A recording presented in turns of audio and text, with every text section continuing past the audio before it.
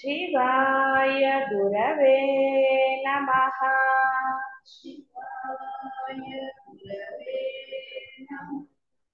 शिवाय गुरवे नमः। शिवाय गुरवे नमः। शिवाय गुरवे नमः। शिवाय गुरवे नमः। शिवाय गुरवे नमः। शिवाय गुरवे नमः। शिवाय गुरवे नमः। शिवाय गुरवे नमः।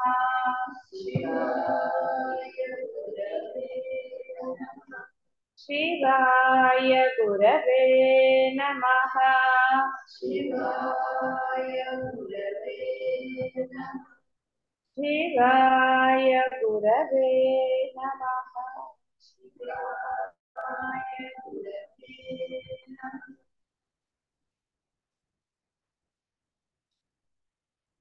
రాములు వారు చెప్తున్నారు, స్వామి సద్గురు వశిష్ఠ మహర్షి ఈ ఇంద్రియాలను ఎలా జయించాలి? వశిష్ఠుల వారు, కరెక్టే, నీ ప్రశ్న అత్యంత సమయోచితమైనది. ఎందుకంటే దీపం వెలుగుచున్నప్పటికీ చూపు సన్నగిలితే గదిలోని చిన్న చిన్న వస్తువులు కనపడవు కదా. అలాగే అనేక విషయములందు ఆసక్తుడైన వాడు ఈ ప్రపంచంలో తన యొక్క ఏదో గొప్పతనాన్ని సంపాదించుకోవాలనే వేడుక కలవాడు, ధనార్జన యందు అత్యంత ఆసక్తి కలవాడు, ఇంద్రియములను జయించే ప్రయత్నం లేనివాడు అగు మనుజుడు శాస్త్రములు వింటున్నప్పటికీ శాస్త్ర ప్రవచితమైన ఆయా సాధనలకు అప్పుడప్పుడు ఉపక్రమిస్తున్నప్పటికీ కూడా అన్ని మనమే, వేరేం లేనే లేదు కదా.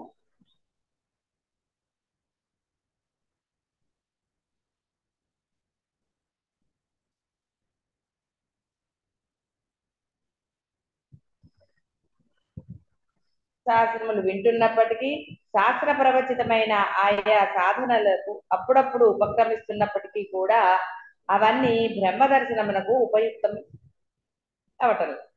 కాబట్టి ఇంద్రియ జయమునకు యుక్తి అత్యంత ఆవశ్యకం.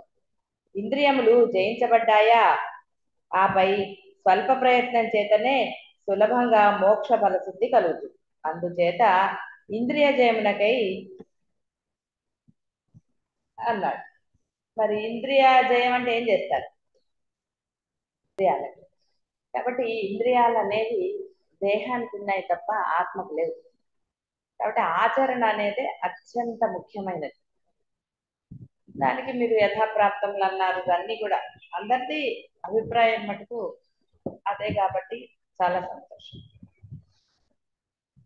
కాబట్టి వాటికి ఏవో యుక్తులు అని అంటే ఈయన సామాన్య జనం కూడా ఉన్నారు కాబట్టి చెప్పారు. అక్కడ ఆయన చెప్పింది దోషం అని చెప్పట్లేదు, సద్గురువులు చెప్పింది ఎప్పుడు దోషం అవ్వదు. వాళ్ళు కూడా ఉన్నారు, ప్రశ్న వేశాడు కాబట్టి ఎలా నిగ్రహించుకోవాలి, ఎందుకంటే కాబోయే రాజు చక్రవర్తి అతను కాబట్టి అతనికి ఇంకా ఎక్కువగా ఉంటాయి, మీకన్నా ఎక్కువ ఉంటాయి కదా, కానీ మీరే ఎక్కువ ఉన్నాయి అనుకుంటారు. దీపం మళ్ళీ మనకున్న వాళ్ళు ఇంతమంది అయినా సరే మనం అసలు మన ఇంద్రియాలతోటి అన్ని తలకాయ నొప్పులు, ఒక్కళ్ళతోటే మనం వేగలేక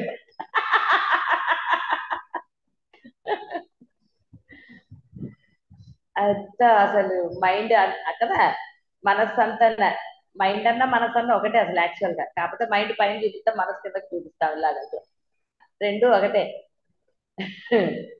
కాబట్టి వాటితోటే మనం ఎంత వ్యాకులత్వం పొంది నానా విధాలుగా అంటే సాధనని మనము ముందుకు వెళ్లకుండా చేసుకుంటున్నాం. మరి రాముల వారిని ఏమనాలి? ఎన్ని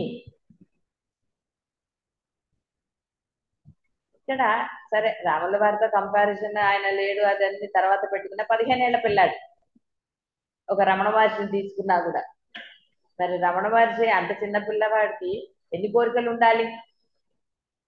దేంట్లో అయినా సరే కదా. స్థిరత్వం వచ్చే వరకు ఆయన దేని ఎందైనా, స్థిరత్వం వచ్చాక అసలు ఏది యథాప్రాప్తంలో స్వీకరించారు. స్థిరత్వం రాకముందు కూడా అతనికి ఏది ఉపదేశం జరిగిందో అంతరంగంలో ఆ ఉపదేశాన్ని ఫాలో అయ్యాడు. కాబట్టి ఉపదేశాన్ని ఫాలో అవ్వడానికి బాహ్యమైన ప్రవర్తనకి భిన్నత్వం రాకూడదు. అంతరంగంలో నేను మహారుషిని అని బాహ్యంలో అలా ప్రవర్తించరాదు కదా. నీ అంతరంగంలో ఏదైతే నువ్వు అనుభూతి పొందుతున్నావో ఆ ఆనందం నీకు బాహ్యంలో కూడా ఉండాలి. అలానే విచ్చలవిడిగా తిరగమన. ఒక మహర్షి యొక్క అంతరంగం ఎలా ఉంటుంది, ఎంత స్వచ్ఛంగా ఉంటుంది. కాబట్టి ఆచరణ కూడా అంత స్వచ్ఛంగా. కాబట్టి ఇక్కడ మీరు ఇవన్నీ చెప్పారు, చాలా సంతోషం. మీరు చెప్పిందంతా కరెక్టే. కాబట్టి ఆచరణ అనేది ముఖ్యమని తెలుసుకోండి. మీరు ఎలా చెప్పినా, ఏ భాషా పదాలు ఎలా వాడినా అత్యంత ముఖ్యమైనది మీ యొక్క ఆచరణ. ఎందుకంటే పొద్దున్నే సర్వకాల సర్వవస్థల యందు సాధన చేస్తే నిజంగానే ఏ దిగులేదు. శ్రద్ధ కాస్త పెట్టి ఆటోమేటిక్గా ఇంద్రియాలన్నీ శమించబడతాయి. అలా కాకుండా ఉన్నప్పుడే ఈ ఇంద్రియాల ప్రభావం ఎక్కువ ఉంటుంది. సాధన యందు దృష్టి లేకపోవటం అంటే దాని యందు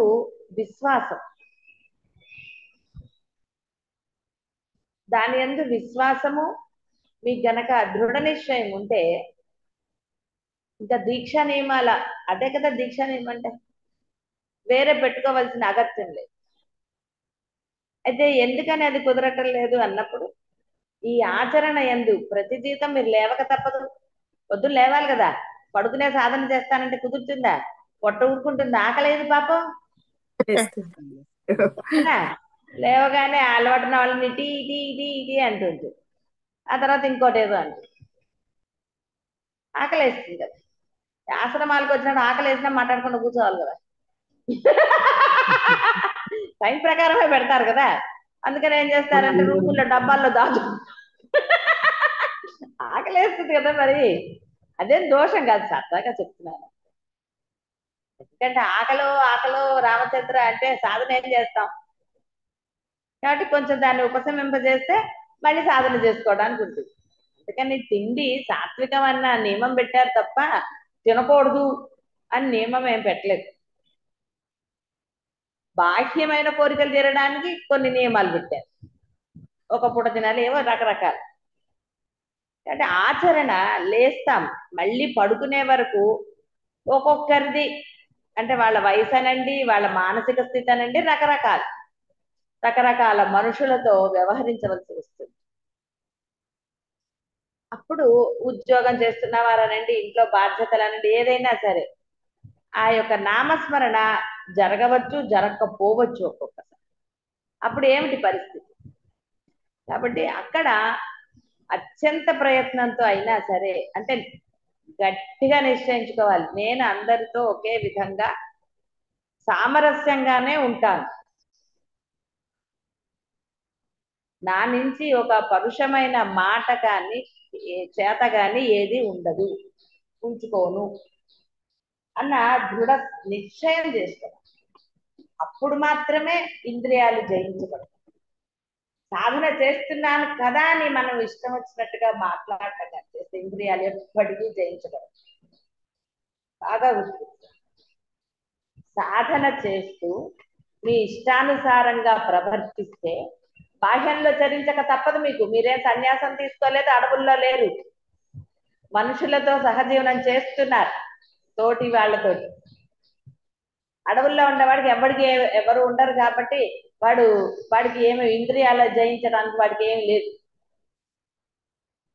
ప్రపంచంలోకి వచ్చినప్పుడు తెలుస్తుంది. విశ్వామిత్రుడు అంత తపస్సు చేశాడు, బయటికి రాగానే వాడికి అంటే ఎప్పుడైతే ఒక వేరే వాళ్ళతోటి ఇది వచ్చిందో అప్పుడు కదా అతనిలో ఉన్న ఆ ఇంద్రియం అనేది ఇదే. కాబట్టి ఇక్కడ మీరందరూ సన్యాసము తీసుకోలేదు, అడవుల్లోనూ లేరు, ఏకాంతంగా కూడా లేరు. కానీ ఏకాంతంగా ఉన్నవాడి పరిస్థితి వేరు. వాడి ఇంద్రియాలు నేను జయించానని అనుకుంటాడు వాడు. కాబట్టి మీరు ఇది తప్పనిది. మీ యొక్క వ్యవహారము అన్యజనులతో అంటే మనకు కనబడుతున్నారు కాబట్టి ఆ వ్యవహారము ప్రతిదినము తప్పనిది మీకు. ఆ తప్పని దాంట్లోనే మీరు నిశ్చయ బుద్ధితో గనక వారు అన్యులు కాదు బ్రహ్మ స్వరూపులే, ఏది నేను పొందుదామనుకుంటున్నానో అది కూడా వాళ్ళ స్వరూపమే అన్న దృఢ నిశ్చయంతో మీరు సామరస్యంగా ఉండగలుగుతారో అప్పుడు మాత్రమే ఇంద్రియం జయించవచ్చు. ఏ ఇంద్రియమైనా జయించవచ్చు. అలా కాకుండా మీరు అన్నట్టుగా నాలుక మనస్సు ఏదైనా చెప్పచ్చు, ఏది ముఖ్యం కాదు అసలు ఇందులో. అన్ని ముఖ్యమైన ఇంద్రియాలు, ఏది లేకపోయినా కష్టమే. కాబట్టి ఇంద్రియాలు ఏది ముఖ్యము, ఏది ప్రాముఖ్యత ఉన్నది, ఏది అది కాదు అసలు మనకి. నా వ్యవహారం ఎలా ఉంది, జ్ఞానిని ఎలా తెలుసుకోవచ్చు అంటే ఆచరణ ద్వారా అని చెప్తారు. లేకపోతే ఎలా తెలుస్తుంది? అలాగే నువ్వు జ్ఞాని కావాలంటే నీ ఆచరణ ముఖ్యం. కాబట్టి కేవల సాధన మాత్రమున ఇంద్రియాలు జయించబడవు. బోధల ముందర చెప్పాం, వీటిని వదిలేయండి, సరే ప్రయత్నం చేస్తూ ఉండండి, సరే జరిగితే జరిగింది, ముందు సాధన చెయ్యండి అని చెప్పాం. గురువులు చెప్తారు అలాగే. ఎందుకంటే ఒకటేసారి వాడిని ఆచరణ చేసేయి సాధన చేసాయంటే వాడికి రెండు అవ్వవు. కాబట్టి కొంతమేర మాత్రమే వాడు సాధన చేయగలిగాడు. అప్పుడు కూడా ఒక్క సాధన అయినా తీవ్రంగా చేయగలిగాడా?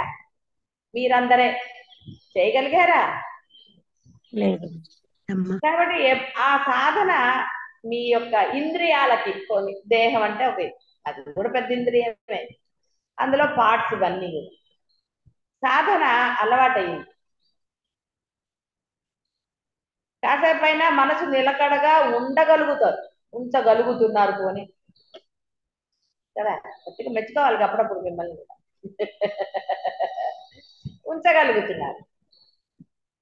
ఎప్పుడైతే ఆ స్థితి కలిగిందో అప్పుడు గురువు అసలు చెప్తారు, రే నీ ఆచరణ కూడా చాలా ముఖ్యం. ఏమంటే ఇన్ని రోజులు చెప్పలేదు కదండి అంటే, ఇన్ని రోజులు చెప్తే వాడు చేసేవాడిగా. డౌటే కదా, డౌట్ రాలా? అప్పటికి మనం మధ్య మధ్యలో బోధలో వస్తూనే ఉంది ప్రవర్తన గురించి, రాలేదా? దాన్ని గ్రహించారా? అదేదో గురువు చెప్పింది ఒక్కటే మేము వింటామండి అని లేదు కదా. కానీ వస్తూనే ఉంది బోధలో. ఎలా ఉండాలి మనం, వేరే వాళ్ళతోటి భేదం లేకుండా ఉండాలి, అందరితో సామరస్యంగా ప్రేమగా, అంటే సామరస్యమే కదా ఉండాలి. ఇవన్నీ తెలీదా మనకి? తెలిసినా సరే ఈగో వచ్చింది కదా, మరి ఈగో ఉంది కదా, స్థాయిని బట్టి ఈగోలు. ఏ వృక్షం లేని చోట ఆముదం చెట్టు నేనే గొప్ప అనుకుంటుంది. ఆముదం చెట్టు ఎంత ఉంటుంది, ఇంతే ఉంటుంది అని తెలుసు కదా. అది అక్కడ ఏమీ లేదు, గడ్డ ఒకటే ఉంటే అదే ఫీల్ అవుతుంది, ఆహా నా అంత గొప్ప ఇప్పట్లేదు అలా అనుకుంటారు, నేనే గొప్ప అని. ఇక మరి ఇప్పుడు ఇంద్రియం జయించబడిందా? ఆశ్రమం తాళం చేతులు ఒకరికి ఇచ్చాం కాబట్టి వాళ్ళు గొప్ప అయిపోతారా? ఆ భావన ఇంకేం సాధన అవ్వదు కదా. కాబట్టి ఒకళ్ళకి ఒక కార్యం అప్పగించారంటే వాళ్ళు గొప్ప వాళ్ళని అప్పగించలేదు, యథాప్రాప్తంగా అప్పగించారు అంతే. అంతే తప్ప ప్రత్యేకమైన భావన చాలా ఉంటుందా? ఎవరు వంట చేసినా తింటారు లేదు అందరూ, నేను కూడా పాపం.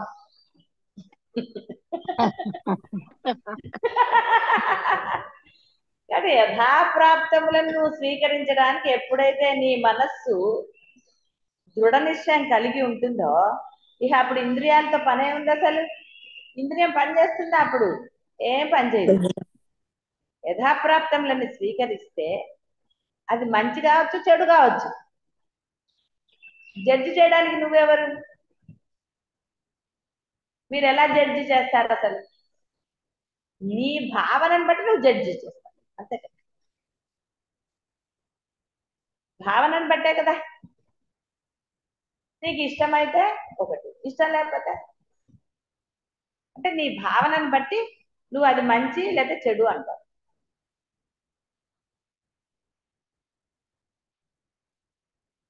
అభిప్రాయాలు మారిపోతాయి. కాబట్టి మనం ఎలా జడ్జి చేస్తాం అవతల వాళ్ళని? ఎప్పుడు చేయగలుగుతాము? ఏ భావం లేని వాడే జడ్జి చేయగలుగుతాం. భావం ఉన్నప్పుడు మనం ఎలా చేస్తాం? అది వస్తువు మీద ఉండొచ్చు, బంధం మీద ఉండొచ్చు, ఎలా అయినా సరే, దేని మీద అభిప్రాయం ఉన్నా సరే మనం చేయగలుగుతామా? లేదమ్మా, లేవమ్మా. కాబట్టి అత్యంత ముఖ్యమైనది అంటే ఇక్కడ సాధకుడికి రెండు ఉన్నాయి. సాధన ముఖ్యమే, ఆచరణ ముఖ్యమే. ఈ రెండు ఒకటి అవ్వాలి. దేనికి సాధన చేస్తున్నావు? బ్రహ్మమే, బ్రహ్మ లక్షణాలు. అప్పుడు రెండు కలిపి జీవ బ్రహ్మైక్యం అని చెప్పాం కదా, అదవుతుంది. లేకపోతే జీవుడు దారిలో ప్రయాణం చేస్తూ ఉంటాడు, బ్రహ్మ సాధన చేస్తూ.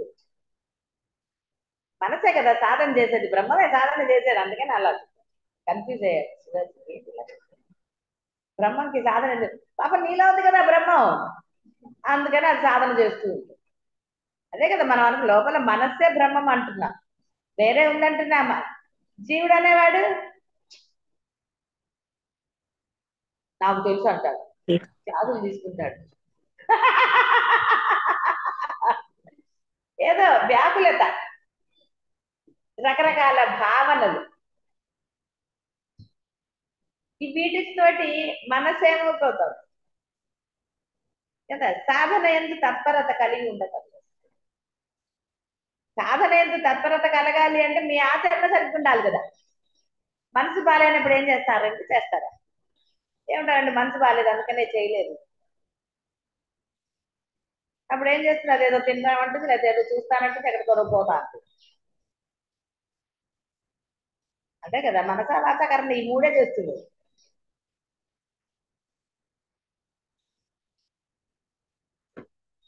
ఓ టీవీ పెట్టి చూద్దాం ఉంటుంది, అందులో ఫైటింగ్ సీన్లు వస్తాయి, అప్పుడు మనసు కాస్త ప్రశాంతంగా దయ్యాలు ఇష్టమైన వాళ్ళు ఓ దయ్యం సినిమా చూసారనుకోండి, తృప్తిగా ఉంటుంది. అమ్మాయ దయ్యం కనపడింది కదా, ఇక సాధన చేయొచ్చు అనుకుంటాం. అలా ఎవరి తృప్తి వాళ్ళది కదా, కాదని ఎలా అంటాం? జీవుడు స్వతహాగా చిన్మాత్ర స్వరూపుడే. అయితే చిత్తమునకు ప్రాప్తించే విషయాలకు అధీనమవుతున్నాడు.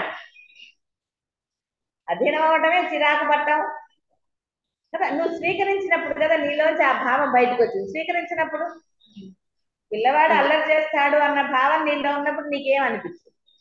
ఏం పిల్లాడబ్బా ఊరికి అల్లరి చేస్తున్నాడు అనగానే ఎక్కడ లేనివన్నీ వచ్చేస్తాయి కదా. భావాన్ని బట్టి నీ యొక్క ప్రవర్తన, ఆచరణ ఉంటుంది. అది విషయాలకు అధీనం అగుతుండ బట్టి ఇతనిని చిత్స్వరూపుడు అనకుండా జీవుడు అనాల్సి వచ్చింది. ఏంటి అంతే కదా. లేకపోతే నిమిషానికోసారి బెదిరించకూడదు పిల్లల్ని. వాడి తర్వాత అసలు బెదడు పోతే పో అంటాడు. ఎప్పుడో ఒక్కసారి బెదిరిస్తే వాడు దాన్ని పెట్టుకుని ఓహో అనుకుంటాడు. అని అలా బెదిరించకూడదు. చెప్పాను కదా, శాస్త్రంలో కూడా చెప్పబడింది 5 ఏళ్ల వరకు వాడిని రాజులా చూడాలి. అంటే మనకేంటంటే ఇక్కడ 5 ఏళ్ళు వస్తే ఇంక వీడు నా మాట ఏం వింటాడు అని, అంటే వాళ్ళ జనరేషన్ అలా ఉంది అని మన భావన. రాజులాగా చూడాలి అంటే మంత్రులు ఉంటారు కదా పక్కన, రాజు తప్పు చేస్తే ఊరుకుంటారా మంత్రులు? గారాభంగా లాలించి సామరస్యంగా వాడికి చెప్పాలి. ఫస్ట్ సామభేద దాన దండోపయం చివరికి. ఆ సహనంగా మీరుంటే వాడు వినడా? మీ పిల్లాడనే కాదు, ఏ పిల్లలైనా 10 ఏళ్ళు వచ్చినా 15 ఏళ్ళు వచ్చినా ఎన్ని ఏళ్ళు వచ్చినా చెప్పే విధానం ముందు మనలో భావము సామరస్యంగా ఉందనుకో చెప్పమా? చెప్తాం. ముందే చిరాగ్గా ఉందనుకో మనకి, ఆ పిల్లలేంటి ఎవరి మీదైనా అరుస్తాం. దాన్ని కంట్రోల్ చేసుకోగలగాలి. కాబట్టి కంట్రోల్ చేసుకోగలగాలి అంటే ఎలా చేస్తారు? పక్కవాడు ఒకటి వేయాలి కర్రతో కదా. కంట్రోల్ చేయాలంటే అదే కదా, పిల్లల్ని కొడతారు కదా మీరు కంట్రోల్ చేయాలంటే, మరి దోషం కాదా? వాడికి ఏం తెలుసని వాడిని కొడతారు? కాబట్టి మీరు విషయాలకు అధీనములయ్యి మీ మనసుని చికాకు చేసుకుని దానికి ఇంకోటి ఏదో ఆపాదిస్తే వాడి వల్ల వీడి వల్ల ఇంకోటి వల్ల అంటే ఎలా కుదురుతుంది? స్వీకరించింది ఎవరు?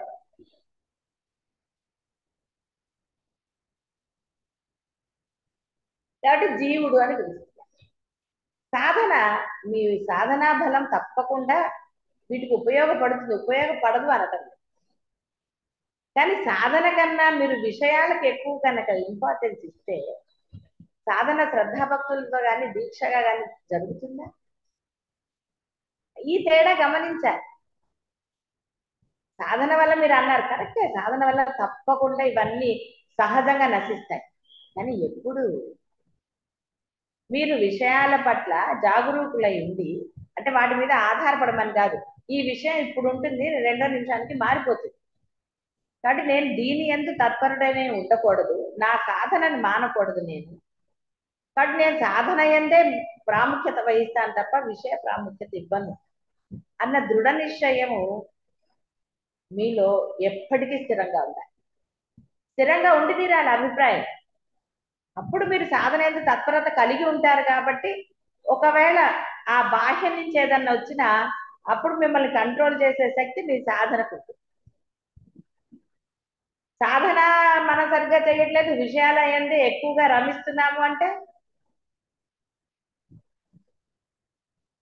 సాధనా బలం ఏది? సాధనా బలం ఉందా? లేదమ్మా. లేదు. కాబట్టి ఇంకా విషయాల్లోనే రమిస్తూ ఉంటారు. అందుకే కొన్నాళ్ళకి సాధన అంటే ఏంటో మర్చిపోతారు. చేసినప్పుడు అప్పుడు బాగుందండి, ఏమిటో అలా దాన్ని మేము ఇచ్చేసేసాము, మళ్ళీ మొదలెట్టాలంటే ఎంత కష్టం. మనసు అప్పుడు లయం అవుతుందా? విషయాల్లో మునిగిపోయిన మనస్సు బయటికి తీసుకొచ్చిన మనసునే మళ్ళీ అక్కడ పడేస్తే మళ్ళీ తీసుకురావడం ఎంత కష్టం అది. కాబట్టి తన యందు చిత్తవృత్తిచే వ్యాపించిన వాడై ఆయా జగద్ విషయములను అనునిత్యంగా సంకల్పిస్తున్నాడు. దేనిని ఈ చిత్తంతో తన యందు సంకల్పిస్తున్నాడో దాని యందు తన్మయుడగుచున్నాడు, వాటి యందు ఆసక్తి కలిగినవాడు. కాబట్టి నువ్వు ఆ చిరాకో పరాకో లేకపోతే ఏమిటి వీళ్ళు ఇలాగా ఉన్నారు, ఎంత చెప్పినా కూడా వీళ్ళకి అర్థం కాదేంటి, దీనినే ఆలోచిస్తూ ఉంటే నువ్వు చేయగలిగింది ఏం లేదు అక్కడ. అయినా సరే చిత్తం ఎక్కడుంది? అనవసరమైన విషయం పట్ల ఉంది, అదే చింతన చేస్తావు. కాబట్టి బ్రహ్మ ఉన్నాడా ఇంకా? ఎందుకంటే సాధన లేదు, సాధనా బలం లేదు, ఉపాసన లేదు. ఉపాసన అంటే నేను బ్రహ్మ ఉపాసన చెప్తున్నాను, మీరు దైవ ఉపాసన ఇక్కడ చెప్పబడలేదు. చాలాసార్లు మీకు అది స్పష్టంగా శంకర్ల వాళ్ళు చెప్పారు, వశిష్ఠుల వారు కూడా చెప్పారు. కాబట్టి ఇక్కడ మనము అది ఎల్లవేళలా స్మరణ ఎందు ఉంచుకోవాలి. నా యొక్క ఈ బాహ్యమైనది మారుతూనే ఉంటుంది, నాకు దాంతో అసలు ఎటువంటి ఇది లేదు, అన్నిటికీ సరే అంటారు. ఎందుకంటే నేను నో అంటే నా మనసు అక్కడ లగ్నమైనట్టు. సరే అందాం, జరుగుతుందా జరగదా తర్వాత సంగతి. అప్పటికప్పుడుదైతే నువ్వు నోగా నేస్తాను కానీ అనలేవు కదా, అది ఎక్కడ ఏది జరగాలో వెంటనే వచ్చేస్తుంది, ఆన్ ది స్పాట్ నిర్ణయం అనుకో. అప్పుడు ఆటోమేటిక్గా నీళ్ళు ఆస్ఫురణ వస్తుంది, అవునా కాదో చెప్పేస్తాం, కొనాలా వద్దా, ఏది కొందాము, ఈ ఆలోచన వెంటనే జరిగిపోతుంది, దానికి ఇంకా వేరే లేదు. ఎప్పుడైతే మనకి ఆ విషయం పట్ల వేరు భావన ఉంటుందో అప్పుడు అది చర్చనీయాంశం. వేరు భావం లేనప్పుడు ఉందా? వేరు భావం ఎప్పుడు వస్తుంది? అక్కడ సాధన లేనప్పుడు వేరు భావం వస్తుంది. జీవుడికి కదా వేరు భావం. ఇక వాడు వేరు భావం ఉన్నప్పుడు జీవుడు ఇంకేం సాధన చేస్తాడు? అయినా చేస్తున్నా అంటున్నారు, మరి అది ఫలితాన్ని ఇస్తుందా? నీ సాధన నీలోని వేరు భావాన్ని తీసే విధంగా ఉండాలి. అంటే అంత శ్రద్ధాభక్తుల పట్టుదల అది నీకే తెలియాలి. ఎలా చేస్తే నాలో వేరు భావం నశిస్తుంది, ఇది మీలోనే ఉండాలి కదా. కానీ ఇక్కడ ఏం కన్ఫ్యూజన్ అవ్వాల్సింది ఏం లేదు. ఆచరణ, సామరస్యంగా ఉంది. నువ్వు నిన్న అడిగినట్టుగా ఎస్ అది అవసరం లేదు అని నీకు అనిపించింది అనుకో, మరి నాకు ఇలా అనిపించింది ఏమిటి మరి?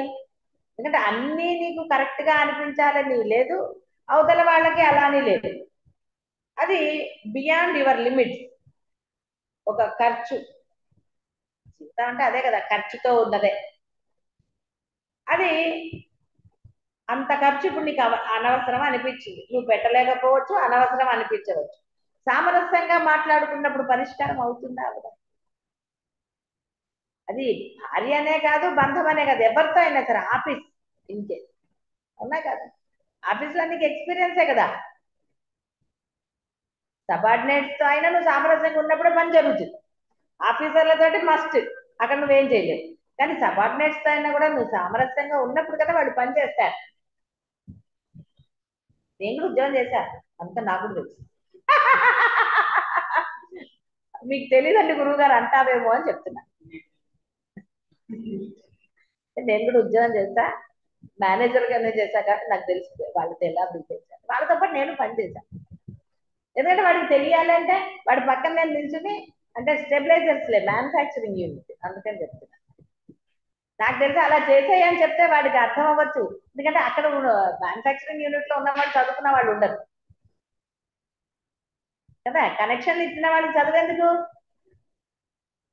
వాళ్ళకి అక్కర్లే. వాడు ఎలా కనెక్ట్ చేశాడో అది ఎలా ఆపరేట్ చేయాలో అన్న వాళ్ళకి కదా గోలంతా.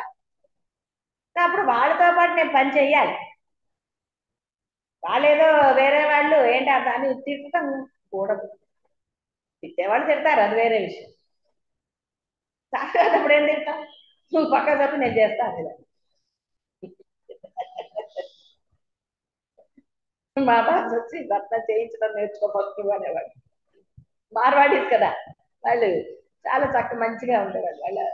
వాళ్ళు చెప్పేవాళ్ళు, నేనే आप नहीं करना उन लोगों से करो, क्यों आप कर रहे, ऐसा नहीं करना అనేవాడు. आप लोगों को प्रोडक्शन होना बोले तो करना पड़ता సార్ అంటే అప్పుడు వాడేది అనుకునేవాడు. అంటే వాళ్ళు ఏంటి బాధ్యత, అంటే అట్లా చెడ్డవాళ్ళు ఏం కాదు, చాలా మంచివాడు. వాళ్ళందరినీ కూడా మంచిగా చూసేవాళ్ళు, అన్ని బాగానే ఉండేది. కానీ వాళ్ళ ఉద్దేశం ఏంటంటే పని వాళ్ళది వాళ్ళే చేయాలి, నువ్వు చేస్తే వాళ్ళకి రాదు అన్న ఒక ఉద్దేశం ఉంటుంది. ఎవరి అభిప్రాయాలు వాళ్ళు. నా అభిప్రాయం అలా ఉండేది కాదు. నేనేమనుకునేదాన్ని, నేను కూడా ఉంటే వాళ్ళకి కొంచెం ధైర్యంగా ఉండి చక్కగా చేస్తారు, రెండోసారికి వాళ్ళే పర్ఫెక్షన్ పొందుతారు కదా అన్న నా ఉద్దేశం. ఏదో అలా జరుగుతుంది కాబట్టి తెలిసి సబార్డినేట్స్ తో ఎలా ఉండాలి.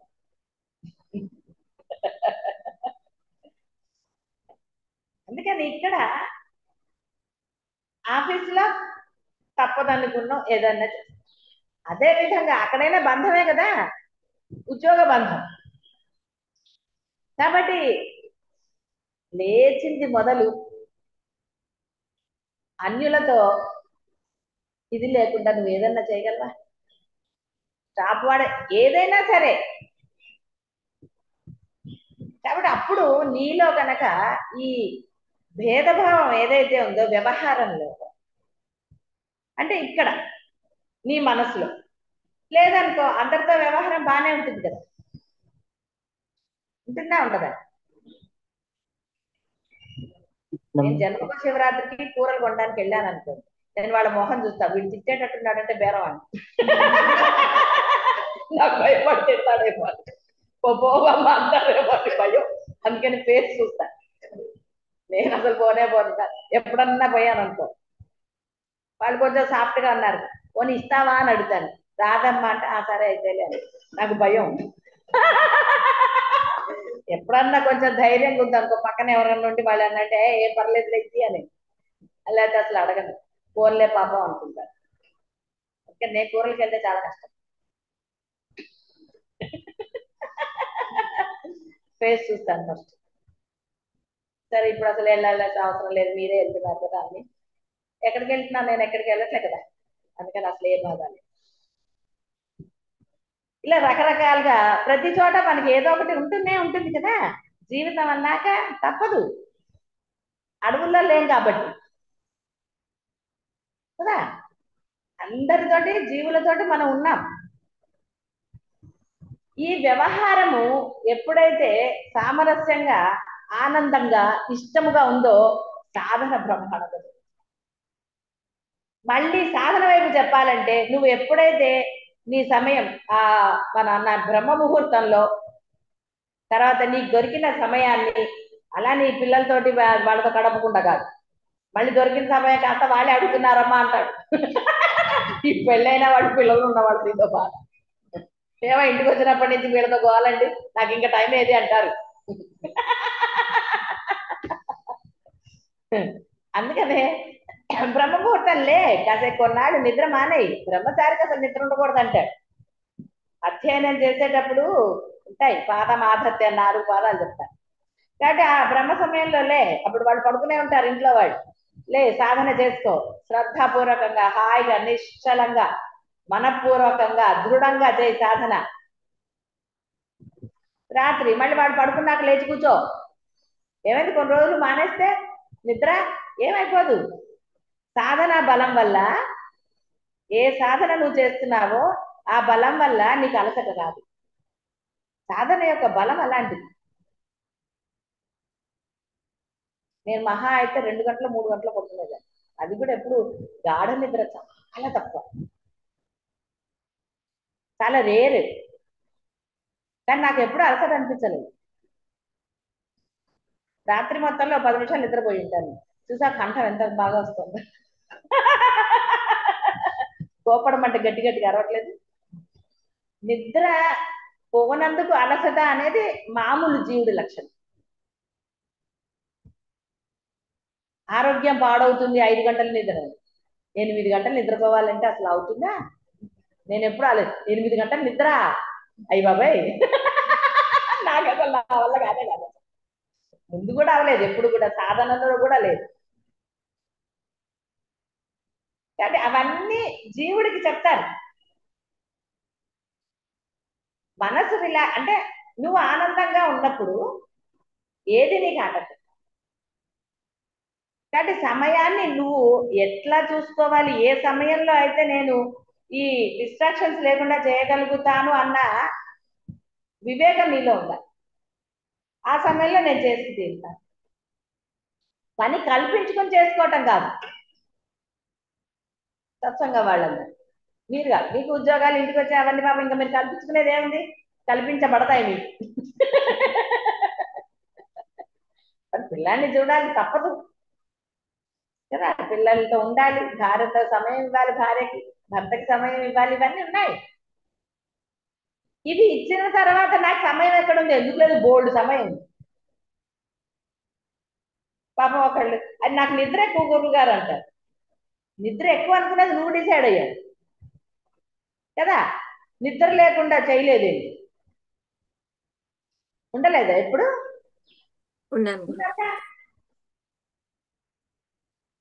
కాబట్టి సాధన ఏంటి, ఎప్పుడైతే మీకు ఆ యొక్క తత్పరత ఉన్నప్పుడు ఏది మీకు అడ్డం రాదు. నీ నిశ్చయము నిన్ను లేపి కూర్చోబెట్టు. సాధన చేసేటట్టు చేస్తూ డెఫినెట్ గా చేయిస్తూ. కూర్చునే చేయాలని రూలేం లేదు, పడుకుని కూడా సాధన చేసుకోవచ్చు.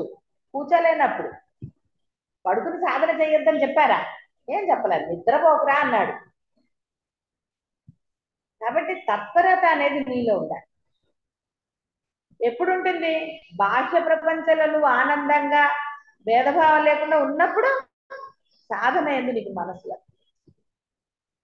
కాబట్టి సాధన ఏంది మనసు లగ్నం అవ్వాలంటే ముందర అభ్యాసం చేయాలి. సాధన మీ చేత చేయించింది అదే కదా, ముందు సాధన మీరు చేయాలి.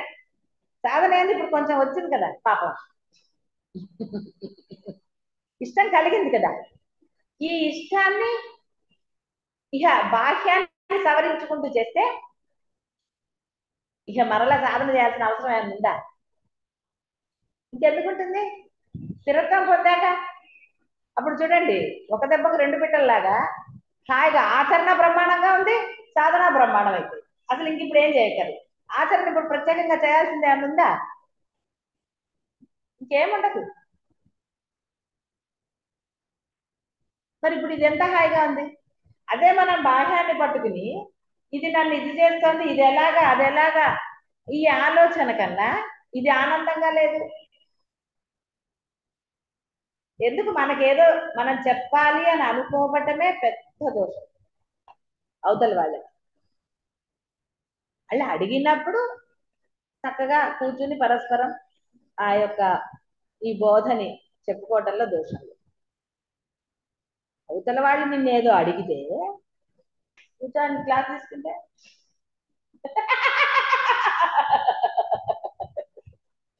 కదా. అంటే నీకే కాదు నాన్న, అందరూ చాలా మంది ఉన్నారు ఇక్కడ క్లాసులు తీసుకునేవాళ్ళు. నువ్వు క్లాస్ తీసుకుంటున్నావు అంటే నీకు వాళ్ళకి తేడా లేదంటే కదా. కాబట్టి అసలు ఎందుకు మనకి క్లాసు? సాధన పోయింది అప్పుడు. అంతసేపు నీకు సాధన లోపల జరిగిందా అన్నా? జరగదు.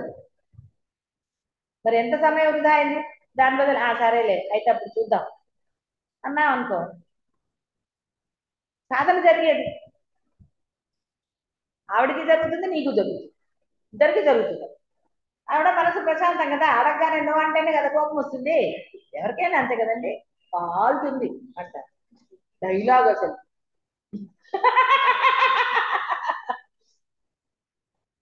వల్ల ఆచరణ అనేది రెండూ ముఖ్యం. ఆచరణ లేని సాధన లేదు, సాధన లేని ఆచరణ. కాబట్టి హాయిగా మనసు ఏ సమయంలో నిశ్చలంగా ఉంటుందో ఆ సమయాన్ని సాధనకు ఉపయోగించండి. కూర్చుంటే నిద్ర వస్తే నిల్చోవాలి, నడవండి అటు ఇటు, నడుస్తూ సాధన చేయండి. నేనంటే చిన్న తరగడం నడుస్తుంది పెడుతుంది. వాళ్ళ టైం గోడగడి అలా చూసుకుంటూ పెడుతుంటారు కదా. అందుకని తర్వాత మళ్ళీ ఇలా కాలేసి కూర్చోవాలంటే మరి లోపల వేసేస్తే అది అయితే కదా ఇలా కూర్చోగలుగుతారు. 50+ లో ఉన్నా కూర్చోవాలి కదా.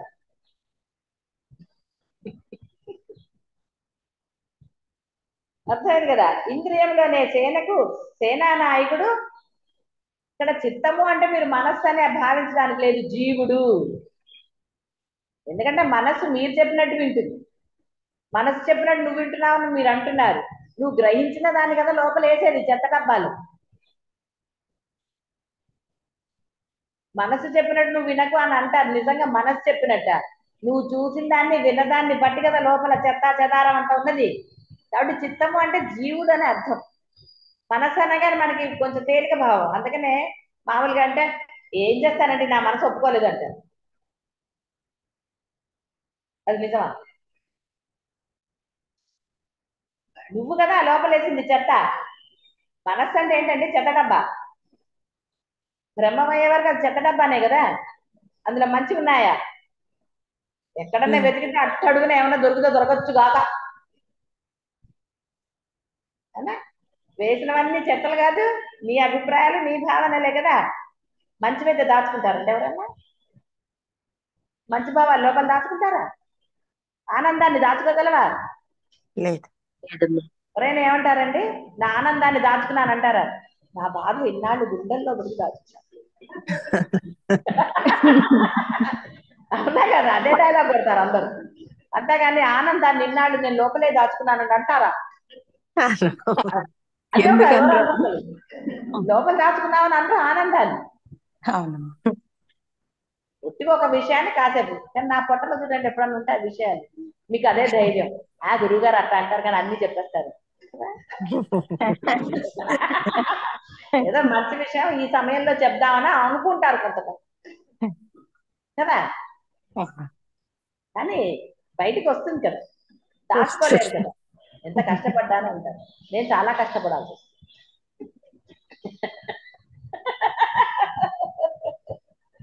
అది కాబట్టి సేనానాయకుడు చిత్తమే అంటే మనస్సు అని భావించరాదు, జీవుడే, మీరే, దేహమే. మీరు లేని చిత్తాలు ఎక్కడి నుంచి వచ్చాయి, ఇంద్రియాలు ఎక్కడి నుంచి వచ్చాయి? చూడమని చెప్పింది మీరే కదా. ఇటు చూడు అటు చూడు, పిట్ట అరుస్తుంది, ఏం పిట్ట అని కళ్ళు టిక్కు టిక్కు తిప్పుతూ ఉంటారు కదా, ఇటు అటు చూస్తూ ఉంటారు కదా. అది ఎవరండి చూసింది? కళ్ళు చూసాయా?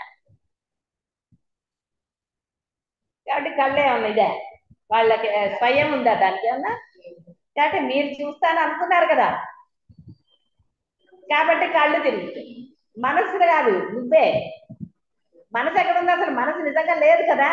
మనం ఒట్టిగా దాని మీద తోసి పారేస్తాం, మనకు అలవాటు కదా పక్క వాడి మీద తోసేయటం. అందుకని లేని మనసుగా నా మనసు అక్కడ చూడమందండి అంటారు. అక్కడ ఏమన్నా మనసు ఒకటి నిన్ను ఇటు తిప్పిందా? లోపల పార్టీ ఏమన్నా తిప్పిందండి మిమ్మల్ని? ఏం లేదు, మీరు తిరుగుతారు కళ్ళు తీయని, మళ్ళీ గురుగారు తిరుగుతాయి. గురువు గారు ఇలా కిందకి దిగగానే కళ్ళు అని పక్కకి వెళ్ళిపోతుంటాయి కదా.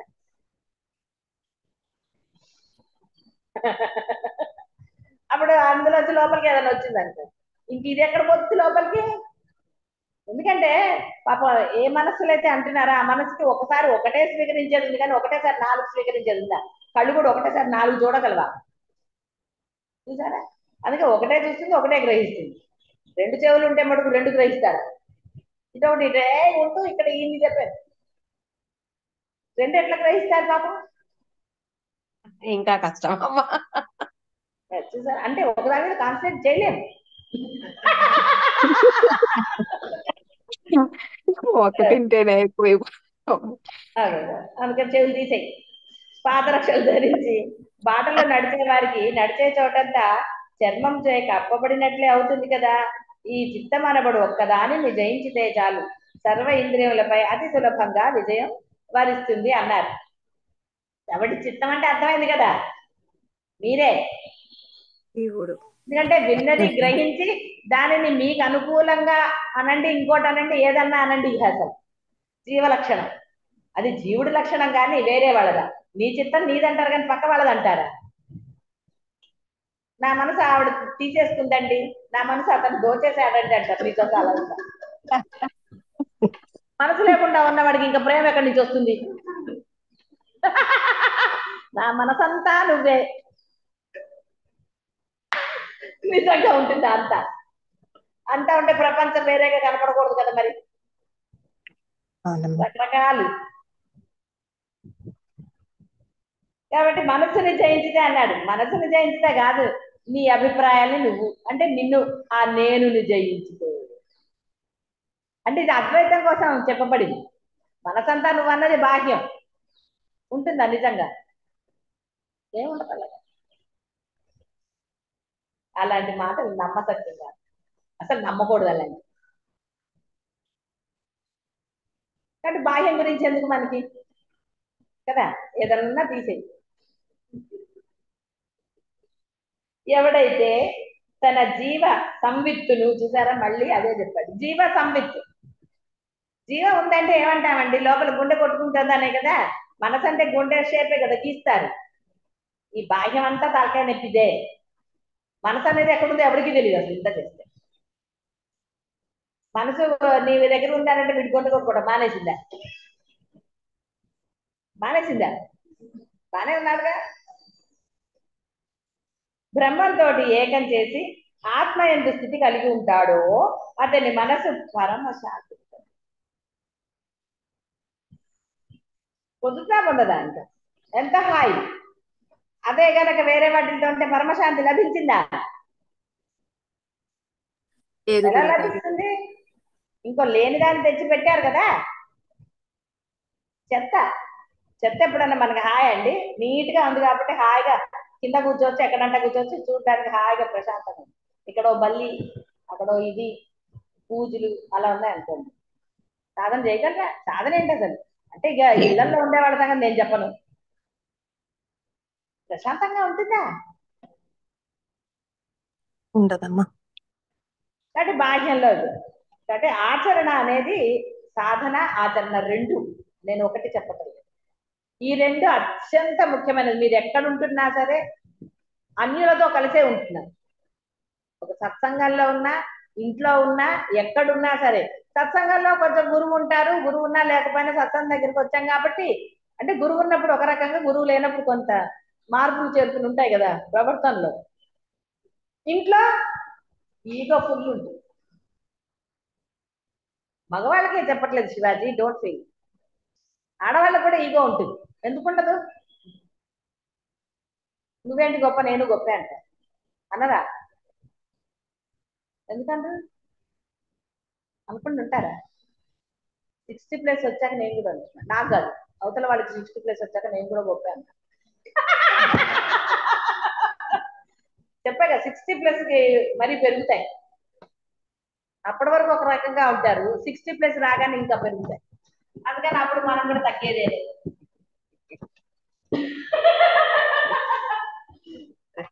అవన్నీ కాదు కాబట్టి ఇక్కడ తెలుసుకోవాల్సిన పరమ సత్యం ఏంటంటే ఆచరణ సాధన రెండు అత్యంత ముఖ్యమైనవి ఇప్పుడు ఈ స్థితిలో మీ అందరికీ ఎందుకంటే కొంత పూర్ణ దృఢ చిత్తం అనను నిశ్చయం కలిగే కొంచెం గ్యాప్ ఇచ్చారు పొందాలి అని గ్యాప్ ఎందుకు ఇచ్చారు అంటే పూర్ణంగా కాలేదు గ్యాప్ వస్తుంది దృఢ నిశ్చయం కలిగితే గ్యాప్ ఉండదు కదా కాబట్టి అందరూ కూడా ఆ విధంగా ఆచరణ అనేది ఎంత ముఖ్యమో సాధన కూడా అంతే ముఖ్యం రెండింటినీ మీరు చేయగలిగినప్పుడే ఇదే పెద్ద కష్టమైంది ఆచరణ సామరస్యంగా ఉండడం అదేవిధంగా సాధన కూడా సమయాన్ని మీకు మీరు సమయం లేదు అంటే అది నిజంగా అవుతుంది సమయం ఉన్నది ఆ సమయాన్ని అనవసరమైన విషయాలను గురించి చేసుకోకుండా ముందు సాధన ఎందుకు సిద్ధి పొందితే తర్వాత బోర్డు సమయం శుభముయ సరే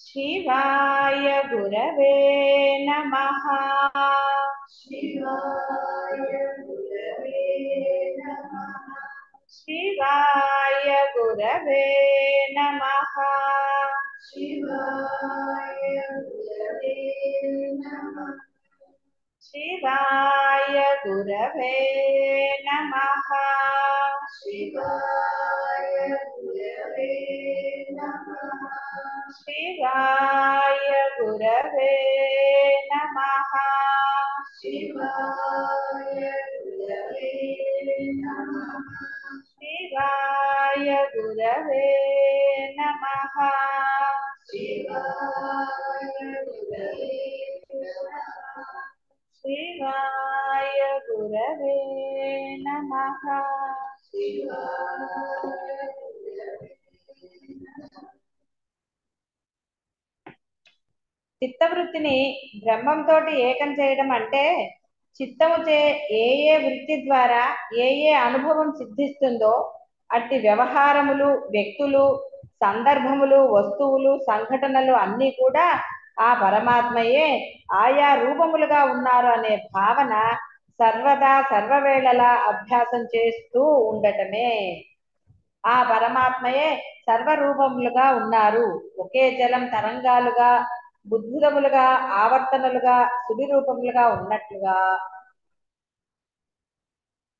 ఈ యొక్క చిత్తవృత్తియే దాని యొక్క బ్రహ్మంతో ఏకత్వము పొందుతుంది అప్పుడు ఈ సర్వము నాతో సహా అతనిదే అతడే అతని వ్యక్తీకరణ చమత్కారమే అనే అంతిమ సాక్షాత్కారం స్వయంగా ఆ బ్రహ్మాకార చిత్తవృత్తి యొక్క ప్రాభవం చేత పరిఢవిల్లగలదు కాబట్టి ఎప్పుడైతే సాధన ఆచరణ రెండూ తీవ్రంగానే ఉండాలి ఒకటి తీవ్రంగా లేదు ఒకటి ఉంది అన్నా కూడా కుదరదు కాబట్టి రెండు ఎప్పుడైతే ఉంటుందో సర్వము అతడే అన్న ఆ సాక్షాత్కారం అనండి స్థిర చిత్తం అనండి అప్పుడు కలుగుతుంది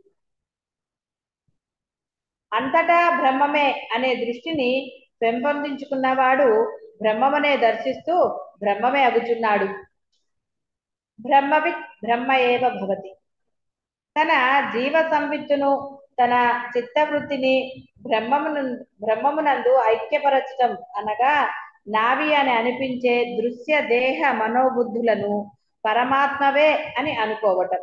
అట్టి ప్రయత్నం చేత ఈ చిత్తవృత్తి ఏ ప్రకారంగా శమిస్తుందో ఆ ప్రకారంగా తీర్థములు సేవించటం చేత గాని, అనేక శాస్త్రములు పఠించటం చేత గాని, ఆయా యోగ శక్తులను సముపార్జించటం చేత గాని, గొప్ప తపస్సులు చేయటం వల్ల గాని, యజ్ఞ యాగాది క్రియా సమూహాల చేత గాని శమించదు. సరే, ఇది చాలా సార్లు కూడా చెప్పుకున్నాం, అనుభవం కూడా ఉంది. ఎన్నో పూజలు చేశారు, ఎన్ని శమించాయి? నిన్నే కదా వచ్చింది. ఎన్ని గుణాలు నశించాయి మనలో, ఇంకా ఎన్ని గుణాలు పట్టుకుని కూర్చున్నాం. కాబట్టి ఎక్కడో క్షేత్రంలో ఉన్నామనో, లేదంటే పూజలు చేసేసాం కాబట్టనో, ఇంకోటనో అంటే మన బుద్ధులు నశిస్తాయనుకోవటం ఒట్టి మాట. కాబట్టి చిత్తవృత్తి ఆ ప్రకారంగా నశించదు.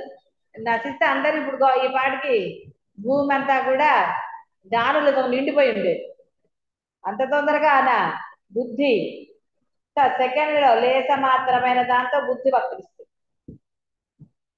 అబద్ధాలు చెప్పరు, చిన్న చిన్న విషయాలకు అబద్ధాలు చెప్పట్లేదు కదా. అనవసరమైన విషయాలకు అబద్ధాలు ఆడుతున్నారా, ఆడలేదా? కాబట్టి దేనికోసం అబద్ధాలు? చిత్తవృత్తే కదా అది. అబద్ధాలు ఆడాల్సిన ఆవశ్యకత ఏముంది కదా. అవసరం లేని చోట అబద్ధాలు ఆడచ్చా?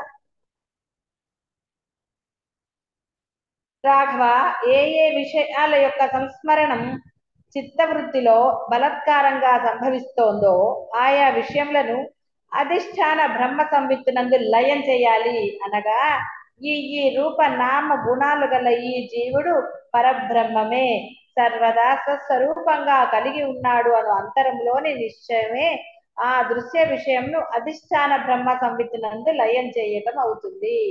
కాబట్టి అసలు ఏది నాది కాదు, అన్ని ఆయనవే అని సుమ్మయ్య ఆయన చెప్పి నోరు మూసుకుని ఉండాలి. మాట్లాడకపోయినా అబద్ధం చెప్పే బదులు నోరు మూసుకుని ఉండొచ్చు. అబద్ధం ఆడితే దోషం కాదు. మళ్ళా చెప్పినట్టు గురువుతో అబద్ధాలు ఆడితే పరమదోషం. అనవసరమైన విషయాలు అసలు గురువుతో అబద్ధం ఆడాల్సినంత ఆవశ్యకత ఏముంది? ఏమైనా గురువు ఉరిదిస్తారా, లేదా నీల్ డౌన్ చేయిస్తారా, లేకపోతే ఏమైనా శిక్షలు వేస్తారా? ఏమయ్యారు కదా, కోపడతారు అంతే కదా.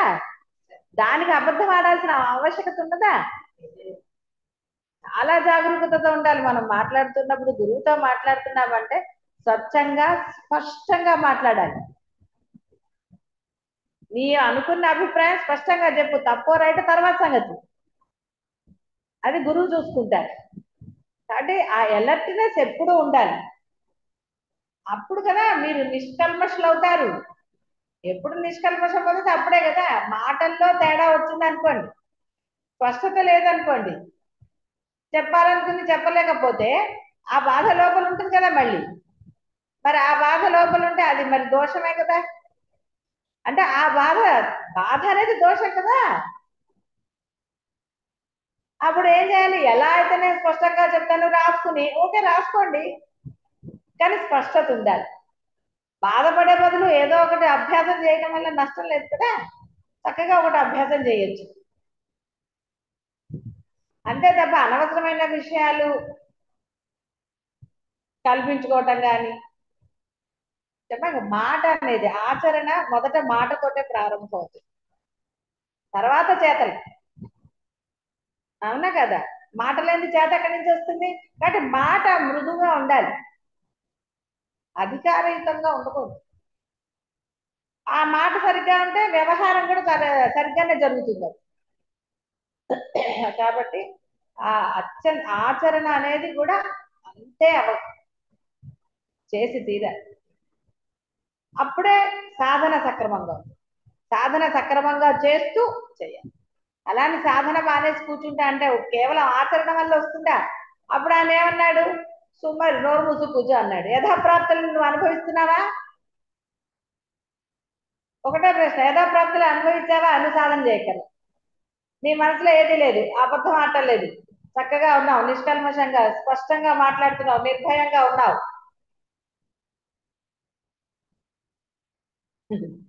అద్భుతాలు ఏం లేవు, నేనే అద్భుతం. మళ్ళీ మళ్ళీ అద్భుతాలు ఏమి మనకి?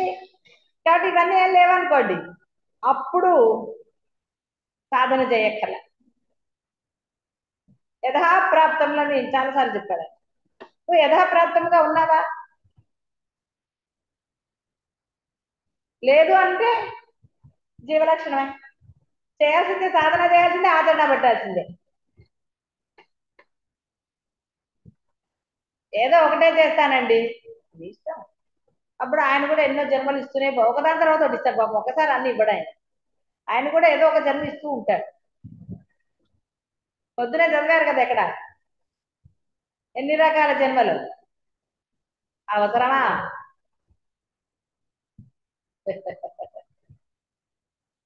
కానీ మనుష్య జన్మ వచ్చినా అప్పుడు గురువు లభిస్తాడని మీరు ఎక్స్పెక్ట్ చేయడానికి లేదు. ఏ మనుష్య జన్మలో గురువు ఉంటాడో మీకు తెలుసా? గురువు ఆ మధ్య రమణ మహర్షి దాంట్లో ఒకటి, ఒక భక్తుడు కొడుకు చనిపోయాడని వస్తాడు. వచ్చి ఏడుస్తాడు రమణ మహర్షి దగ్గర, ఇలా ఒక్కగానొక్క కొడుకు చనిపోయాడు, వచ్చే జన్మలో నా కొడుకుని నేను చూడగలుగుతానా అని ఏడుస్తాడు. రమణ మహర్షి 2 నిమిషాలు తప్పకుండా చక్కగా స్పష్టంగా నువ్వు చూస్తావులే అంటారు. వాళ్ళు సంతోషంగా వెళ్ళిపోతారు. అప్పుడు వేరే భక్తుడు అంటాడు, స్వామి అదేమిటయ్యా అలా చెప్పావేమిటి, అలా జరుగుతుందా? జరగదు కదా. అప్పుడు రమణ మహర్షి ఒకటే అంటాడు, వాడికి జ్ఞానం తెలుసా? తెలియదు కదా. వాడికి ఇప్పుడు నేను జ్ఞానబోధ చేస్తే వాడికి అర్థమవుతుందా వాడి బాధలో? అందుకని వాడు బాధలో నన్ను అడిగాడు, నేను సమాధానం చెప్పాను, తృప్తిగా వెళ్ళాడు కదా. వాడు ఆ తృప్తి ధైర్యంతో బతికేస్తాడు. వాడు బాధలో ఉన్నప్పుడు ఏం చెప్పాలో అదే చెప్పాలి. అంతేగాని కూర్చోరా చనిపోయిన వాడు ఎలా కనపడ అని బోధ చేస్తే వాడికి అర్థమవుతుందా? అజ్ఞానికి, అందులో బాధలో ఉన్న వాడికి అప్పుడు జ్ఞానబోధ. జ్ఞానం తెలిసిన వాడికి బాధలో కూడా జ్ఞానమే చెప్పాలి. మీకు అలాంటి చెప్పాలా? అంటే ఏదైనా మీరు బాధపడుతున్నారు అనుకోండి, పర్వాలేదులే అమ్మా అంటారా? లేదు గురుగారు.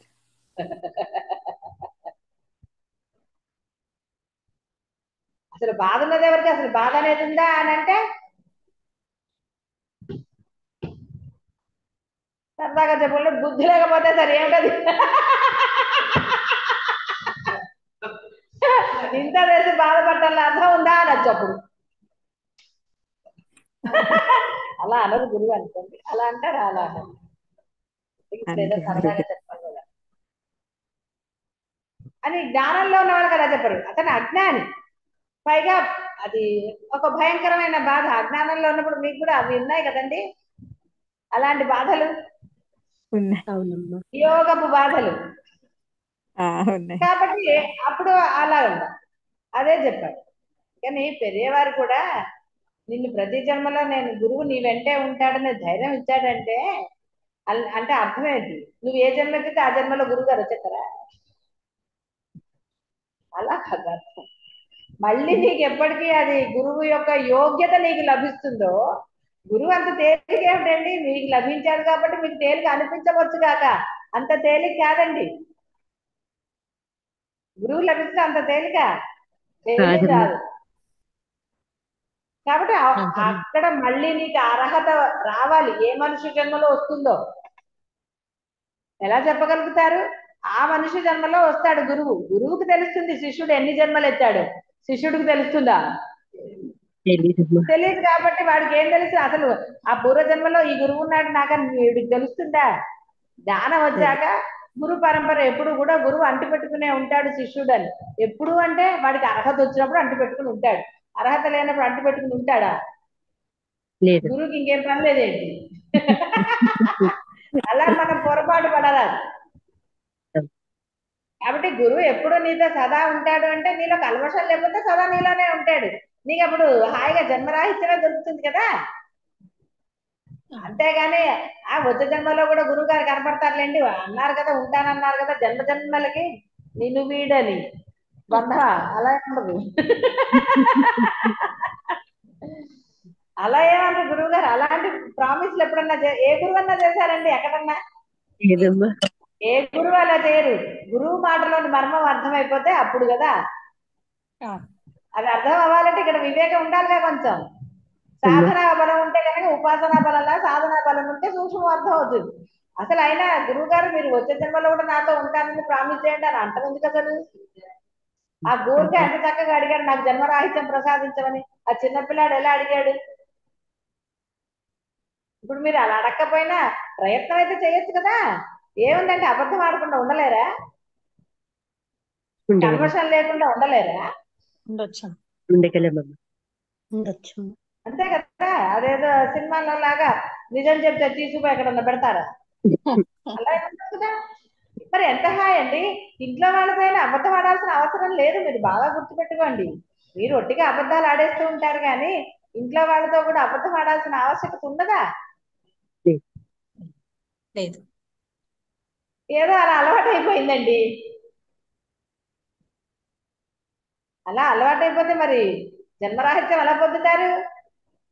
ఆయనకు అబద్ధాలు ఆడే అలవాటు లేదే. ఆయన ఎప్పుడన్నా బోధలో మీకు ఎప్పుడన్నా మోసం వచ్చిందండి? అది చెప్పింది కాదు అది ఇది అని అన్నారా? దొంగ మాటలు చెప్పారా బోధలో? లేదమ్మా. లేదమ్మా. ఒక్క మాట చెప్పండి, దొంగ మాట వచ్చిందా బోధలో? వశిష్ఠుల వారు గాని శంకరులు గాని ఎవరైనా అలా లేదమ్మా. చేశారు. విష్ణుమూర్తి వచ్చి చెప్పారు. వీళ్ళందరికీ ఎక్కడైనా అబద్ధం అనేది ఉందా? సాధన ఎలా చేయాలన్న దాంట్లో కానీ పొందడం విషయంలో కానీ ఎక్కడన్నా లాజిక్లు లేవమ్మా. మాయ కమ్మేసిందా? ఉమ్. అంతా సుస్పష్టంగా ఉంది కదా. అవును. ఎక్కడన్నా హిడెన్ ఉన్నాయా? లేదమ్మా. కింద కండిషన్స్ అప్లై అని ఉంది అక్కడన్నా? లేదమ్మా. కనపడని కళ్ళజోడు పెట్టుకుంటే గానీ కనపడదు. అంటే 50+ కదా అందరూ, అందుకని కళ్ళజోడు పెట్టుకుంటే గానీ కనపడని అక్షరాలతో అలా ఉందా? ఉండదమ్మా. అంటే హిడెన్ సీక్రెట్స్ అని ఏమైనా ఉన్నాయా? లేదమ్మా. కొన్ని వాటిలో ఉంటాయి కదా, కొన్ని హిడెన్ అని అంటారు, కొన్ని దాచేస్తారు. మీకు అదేంటే మొన్న ఎవరో చెప్పారు అలాగా. అంత ముందు కూడా ఉండేది స్కీమ్లు. మీకు వెండి ప్రైజ్లు వచ్చాయండి, రండి మీరు తీసుకోండి అంటారు. మీరు ఎందులోనో గెలుచుకున్నారు, మీది ర్యాండమ్ గా సెలెక్ట్ అయింది, రండి అని. పెళ్ళాక వాడు వెండిది ఇస్తాడో ఇవ్వడో తర్వాత సంగతి. వాడు ఎందులోనో నమ్మల్ని ఇది చేస్తాడు. అప్పుడు చాలా ఉండేది, ఇప్పుడు తగ్గిపోయాయి. మొన్న ఒకళ్ళకి వచ్చింది. సరే వెళ్ళారట, ఏదో పాలసీల గురించి సార్, కానీ ఇచ్చారట వెండి. మరి అది నిజమైన వెండో కాదో తెలియదు ఇంకా. కానీ మొత్తానికి ఏంటంటే వీళ్ళు మళ్ళీ వాళ్ళకే క్లాస్ వీక్కుని వచ్చేసారు శివాజీ వాళ్ళు. పాలసీల గురించి అలా ఎన్నో ఉంటాయి. నాకు కూడా వచ్చినప్పుడు నేను ఫోన్లోనే చెప్పి నేను వెళ్ళలేదు. నేనన్నా నా పేరు మీద వచ్చి మీరు చేసుకోండి అని చెప్పాను. అదే మేడం అలా అంటారు, వింటున్నారు. పర్వాలేదమ్మా, నీకు గిఫ్ట్ గా ఉంచేసుకోను, నాకు అక్కర్లేదు. ఒక్కసారి వచ్చేయండి మేడం, నేను రానమ్మా, నువ్వు ఉంచేసుకో గిఫ్ట్ అని చెప్పాను. అప్పటికే కొన్ని విన్నాం కదా మనం ఆల్రెడీ కొన్ని. అయినా ఎక్కడో వాడు ఇచ్చే వెండి కోసం పరిగెత్తాలి ఆశ కాకపోతే. వాడు మన బుర్ర తిని ఎక్కడో సంతకం పెట్టిస్తాడు 25,000 కట్టి. అలా ఎంతమంది ఏదో రాసేటప్పుడు ఆ మోహావేశం ఏదో వచ్చేసింది, కలప చెట్టు చూపించేస్తాడు. ఇగో ఇక్కడ 100 కలప చెట్లు పెట్టేస్తానంటే అవి పెద్ద అయిపోతే మీకు లక్షలు వస్తాయి. అలా వస్తాయా? అంటే ప్రతివాడు కలప చెట్టు ఇంట్లోనే పెట్టుకోవచ్చుగా కదా. చిన్న ఇల్లు ఒక రూమ్ వేసుకుని మిగతా అంతా కలప చెట్లు పెట్టుకుంటే కొన్ని లక్షలు వచ్చాక అప్పుడు పెద్ద ఇల్లు కట్టుకోవచ్చు కదా. అట్లా బయట కమ్ముతుంది అనమాట. కాబట్టి ఎందుకు అలాంటివన్నీ హాయిగా నిష్కల్మషంగా హాయిగా ఉండండి, ఆనందంగా ఉండండి. యథాప్రాప్తములు ఏదైనా సరే యథాప్రాప్తములు హాయిగా ఉన్నారనుకోండి. దేని గురించి హాయిగా పాటలు పాడుకుంటూ ఉండొచ్చు. పాటలు వస్తే పాటలు, అంటే మనం పాడితే వేరే వాళ్ళు వద్దంటే వాళ్ళకి ఆ హక్కు ఉందా? మనకంటాం చాలా కోపుగా అంతే. అందరూ అందరూ అలా పడేస్తారని రూలే ఉందా? ఆవిడ కొంత అందరికి నచ్చితే మన కొంత మనకి నచ్చుతుంది. పట్టిస్తే కదా. అందరు పద్మలాగో నాగరాణి లాగో పాడాలని రూల్ ఉందా? లేదమ్మా. మా గొంతులు మాకే బాగుంటాయి కదా, పాడుకోవచ్చు. ఏదైనా చేసుకోవచ్చు, ఎవరికి వాళ్ళ ఆనందంతో ఏమైనా చేసుకోవచ్చు. ఎంత హాయి. చాలా అదే లోపల ఏదో పెట్టుకుని ఒక అబద్ధం ఆడో ఒక గోల చేసుకుని ఇంకోటి చేస్తే తెలీదండి. అబద్ధం ఆడే లోపల యాభై నాకు అట్లాంటివి ఏమి ఉండవండి. ఇంకా నీకు సాధన ఏంటి, ఆచరణ ఏంటి? నీకు రెండూ లేవని అర్థం. అబద్ధం నేను చెప్పాను అన్న ఫీలింగ్ మీకు కలగలేదు అనుకోండి, మీరు సాధన కూడా చేయనట్టే. సాధన యొక్క ఇది ఉంటుంది కదా, ఎలా అబద్ధం ఆడతాం? కాబట్టి ఏ విషయాల యొక్క స్మరణం చిత్తవృత్తిలో, కాబట్టి అవన్నీ కూడా ఎవరికి సమర్పించమన్నాడు? ఆయనకే సమర్పించమన్నాడు. నా వల్ల కాదురా అని సమర్పించే. నువ్వు గురువుకి, నువ్వు ఎవరిని నమ్మావు? గురువుని నమ్మితే గురువుకి సమర్పించు, నా వల్ల కాదు స్వామి అని. లేదా బ్రహ్మని నమ్మావా, బ్రహ్మానికి చెప్పాక మళ్ళీ ఇద్దరిని పెట్టకండి, దెబ్బలాడుకుంటారు. ఎవరో ఒకళ్ళనే పెట్టండి, ఎవరో ఒకళ్ళకే ఇవ్వండి, సరే లేకపోతే గజేంద్రులాగా అయిపోతారు. ఎంతకి తేలదు కదా. అప్పుడు అంటే ఇంకో కథ మీకు చెప్పాలా కదా. వాడు ఏం చేశాడంటే ఫస్ట్ వినాయకుడికి దండం పెట్టాట. స్వామి నువ్వు నన్ను రక్షించు అది ఇదని ఏదో అన్నట్ట. సరే నన్ను వినాయకుడు బయలుదేరాట వీడిని రక్షిద్దాము. ఏదో ఆపద వచ్చింది వాడికి, అంటే గజేంద్రుడు లాంటిది కాదు ఇంకోటి. ఈ లోపల వాడికి ఎవరో ఏదో చెప్పారని వాడు మళ్ళీ ఇంకో దేవుడిని పట్టుకున్నట్ట. స్వామి నన్ను వచ్చి రక్షించాలని అది వినాయకుడు అనుకున్నట్టు. సరే వాడిని అన్నట్టుగా ఆయన చూసుకుంటాడని ఈయన వెనక్కి వెళ్ళిపోయాడు. సరే ఆయన పెళ్ళి. అలా వీడు నిమిషానికి ఒక దేవుడు, రోజుకో దేవుడిని దండ పెడతారు కదా, అలా దండాలు పెట్టి కూర్చుందంట. అందరూ మరి బయలుదేరారు. మళ్ళీ వాడిని వదిలేసేసరికి వాళ్ళు అక్కడి నుంచి వెళ్ళిపోయారు. సరేలే వాడిని పట్టుకున్నాడు కదా, వాడు చూసుకుంటారులే అనుకున్నారు. తీరా చూస్తే వాడు ఎక్కడున్నాడు అంటే అంతే ఉన్నాడు. వాడు అప్పుడు మొత్తుకున్నాడు, ఇదేమిటి నన్ను ఎవరు రక్షించారంటే ఇంతమందిని ప్రార్థిస్తే. అప్పుడు ఆకాశం వాడు పలికిందా, చివరి దేవుడు పలికాడు, నువ్వు ఎవడో ఒకరిని ప్రార్థిస్తే వాళ్ళు వచ్చి రక్షిస్తారు, కానీ నువ్వు నిమిషానికి ఒకసారి నూరా నూరా నూరా అంటున్నావు, ఆయన వస్తున్నాడో వీళ్ళు వెళ్ళిపోయారు. మరి నమ్మకం ఉండాలి ఒకళ్ళ మీదే, అపనమ్మకం ఉండకూడదు కదా. కొబ్బరికాయ కొడితే తీరుస్తాడా? ఏం మొక్కితే తీరుస్తాడు? కొబ్బరికాయ కొడితే గుళ్ళో మనకి ఇస్తారా చెప్పా? చెప్పగోలలే చెప్పగోల. నా కొబ్బరి చిప్ప, నేను పెద్ద కొబ్బరికాయ కొట్టానండి, పెద్ద చిప్ప కావాలి. భక్తి అంతా ఎక్కడ పోయిందండి? చిప్పలో ఉండిపోయింది. ఇంకా భగవంతుడు ఎందుకు తీరుస్తాడు కోరికలు తీర్చమంటే? అరే నీ భక్తి కొబ్బరి చిప్పకు వచ్చింది కదా అంటారు. ఆయనకి అర్థమైంది కదా వీడు భక్తి అంతా కొబ్బరి చిప్ప మీద. కానీ ఆ కొబ్బరికాయ కొట్టినప్పుడు నీ దేవుడికి ఇచ్చావా? పూజారి తీసుకుంటాడో ఏం చేస్తాడో నీకెందుకు? నువ్వు దేవుడికి కొబ్బరికాయ కొడతానన్నా అక్కడ వదిలేసి రావాలి. ఏమంటే చెప్ప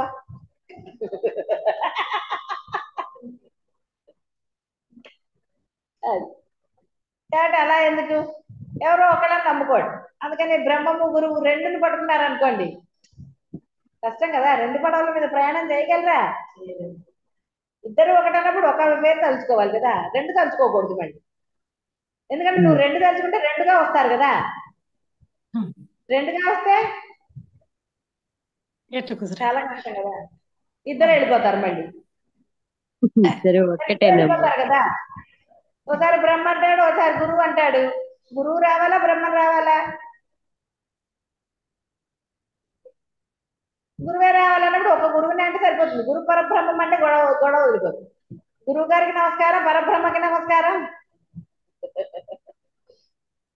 నేను అర్చించే శివుడికి నమస్కారం, అర్చించే అమ్మవారికి నమస్కారం. ఇన్ని నమస్కారాలు పెట్టేస్తే ఏ నమస్కారం ఎవరు స్వీకరించాలి? కాబట్టి అందుకని అన్ని అధిష్టాన బ్రహ్మ సంవిత్తులందు లయం చేయాలి.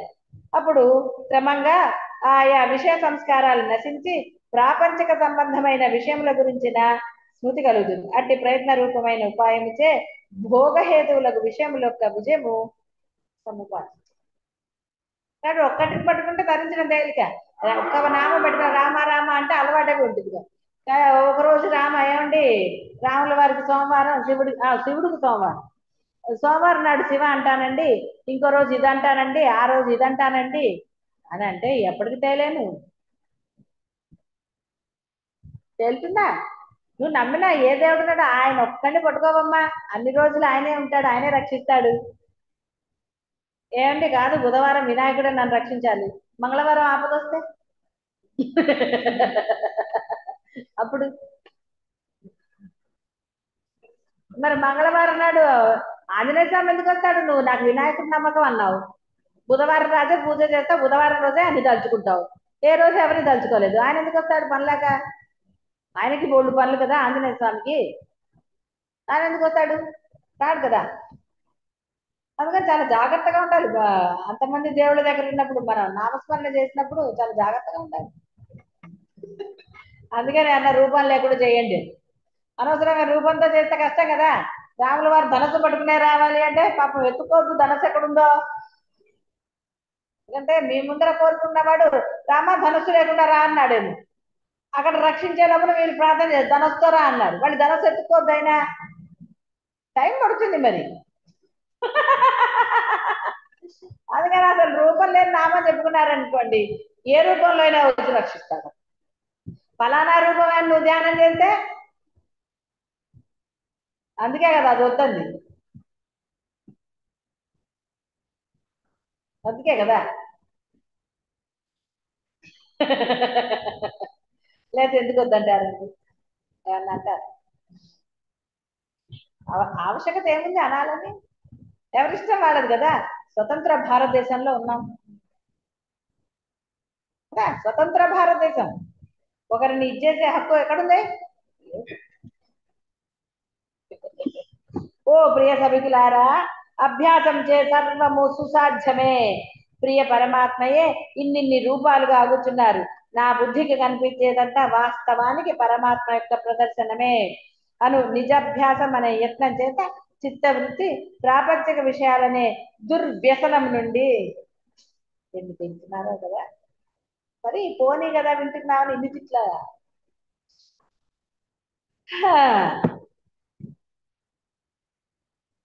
ప్రాపంచిక విషయాలు అనే దుర్వ్యసనం నుండి నిరోధ ఇంకేం తిట్లున్నాను ఇలా చూస్తున్నారు. కొంచెం కొంచెం నిరోధించబడినా కూడా అట్టి అభ్యాసంను కొనసాగిస్తూ ఉండగా తత్వవేత్తల అనుభవ సిద్ధమైన స్వరాజ్యం పొందబడినదే. వచ్చిపోయింది కదా. కొన్ని పోయాయండి, చాలండి, తర్వాత చూద్దాం వచ్చే జన్మలో అనుకుంటారా. అప్పుడు ఏవైతే పోయాయన్నారో అవి కూడా వచ్చి మళ్ళీ రాము జన్మ పొందగానే. ఏదో ఇప్పుడు మీరు జన్మరాహిత్యం పొందుతారని పక్కకి వెళ్ళాయి, మీరు అక్కడి నుంచి పక్కకి రాగానే మళ్ళీ పట్టుకుంటాయి.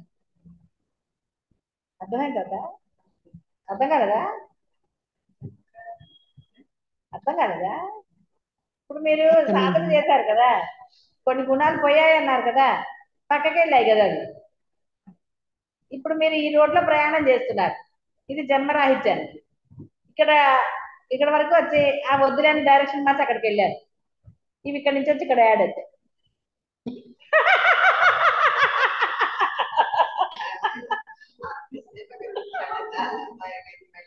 నేనేం అంతసేపు అనలా. మీరు ఇక్కడి నుంచి డైరెక్షన్ ఇక్కడికి వెళ్ళగానే ఇక్కడికి వచ్చేస్తాయని చెప్పా. మీరు ఈ డైరెక్ట్ ఇది చూస్తున్నారేమో, ఇంతసేపు ఏమి ఉండదు. అవి ఇక్కడి నుంచి లటక్కన ఎగురొచ్చి ఇక్కడ పట్టుకుంటాయి. సెకండ్ కూడా పట్టదు. నువ్వు ఎప్పుడైతే ఇక్కడి నుంచి ఈ డైరెక్షన్ నుంచి జన్మరాహిత్యం నుంచి టింగిన పక్కకు వచ్చారా, రెడీగా ఉంటాయి అవి అక్కడ వచ్చాయమ్మా. బాబా రామ ఎంత సేదంటే ఏంటో అన్ని వచ్చేస్తాయి. జీవలక్షణం కదా, అటువైపుకి వచ్చేస్తాయి. మరి జీవలక్షణాలు ఎలా వదులుతాయండి? జీవుని వదలవు అవి. అవి చాలా నమ్మకమైన సేవకులు అవన్నీ కూడా. అసలు జీవుని అవేం వదలవు, చాలా నమ్మకం. పుట్టినప్పటి నుంచి ఉన్నాయి కదండి కదా, అంత తొందరగా వదలవు పాపం. ఇష్టపడ మహాత్మా రాముడు అంటున్నాడు, వర్ణాశ్రమాది అనేక ధర్మములు మేము ప్రవాహ ఫలితంగా ఆజన్మాంతం నిర్వర్తించవలసి వస్తోంది కదా. ఇక ఈ ఇంద్రియాలను జయించగలిగే అధిగమించగలిగే అవకాశం మాకెక్కడిది? జితేంద్రియత్వం మీ వంటి సర్వమును త్యజించిన మహనీయులకు మాత్రమే సాధ్యం. కుటుంబ వ్యవస్థలోను లౌకిక వ్యవహారములలోనున్న మాకెలా సాధ్యం అన్నాడు. సాధ్యం అవట్లా అవులదా? అప్పుడు ఆయన నవ్వాట. వశిష్ఠ మహర్షి చిరునవ్వు నవ్వి, రామచంద్ర, సధర్మ నిరతి అనేది వాస్తవానికి విఘ్నులు పరమాత్మను చేరు మార్గంగా అభివర్ణిస్తున్నారు. స్వకీయ వర్ణాశ్రమ ధర్మం యొక్క నిష్కామ పూర్వకమైన నిర్వహణ పరమాత్మ సాన్నిధ్యం సులభతరం చేస్తుంది. అందుకే మీ ధర్మం చేయమన్నాను, అంతేగాని ఇల్లు వాకిళ్ళు వదిలేసి ఇక్కడికి రమ్మన్నానా కదా. కొంతమందికి డౌట్లు వచ్చాయి కదా, నేనేం చేసుకుంటా మిమ్మల్ని అందరినీ.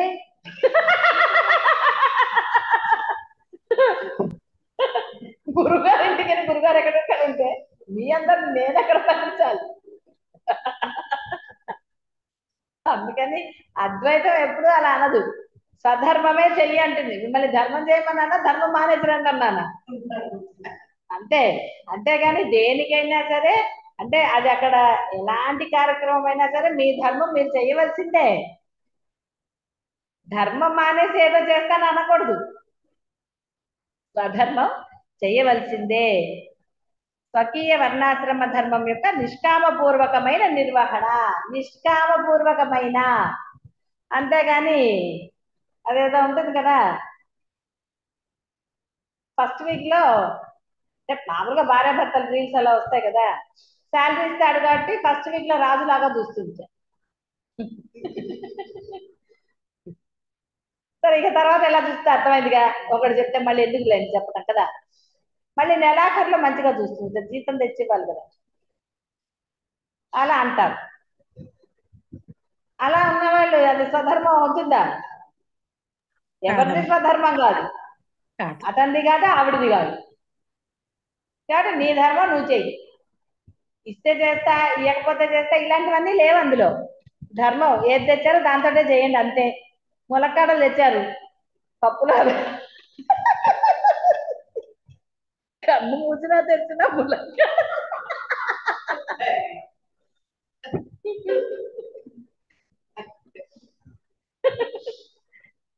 అవే.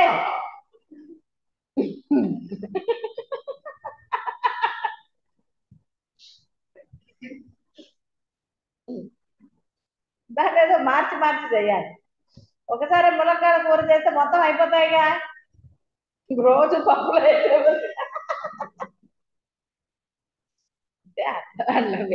ఏదో సరదాగా చెప్తున్నాను. కాబట్టి ఏది ఉందో నీకు లభ్యమైన పదార్థాలు దాంతో నువ్వు చేయాలి, అది నీ ధర్మం. భార్య ధర్మాలు, భర్త ధర్మాలు, తండ్రి ధర్మాలు, పిల్లల ధర్మాలు ఉన్నాయి.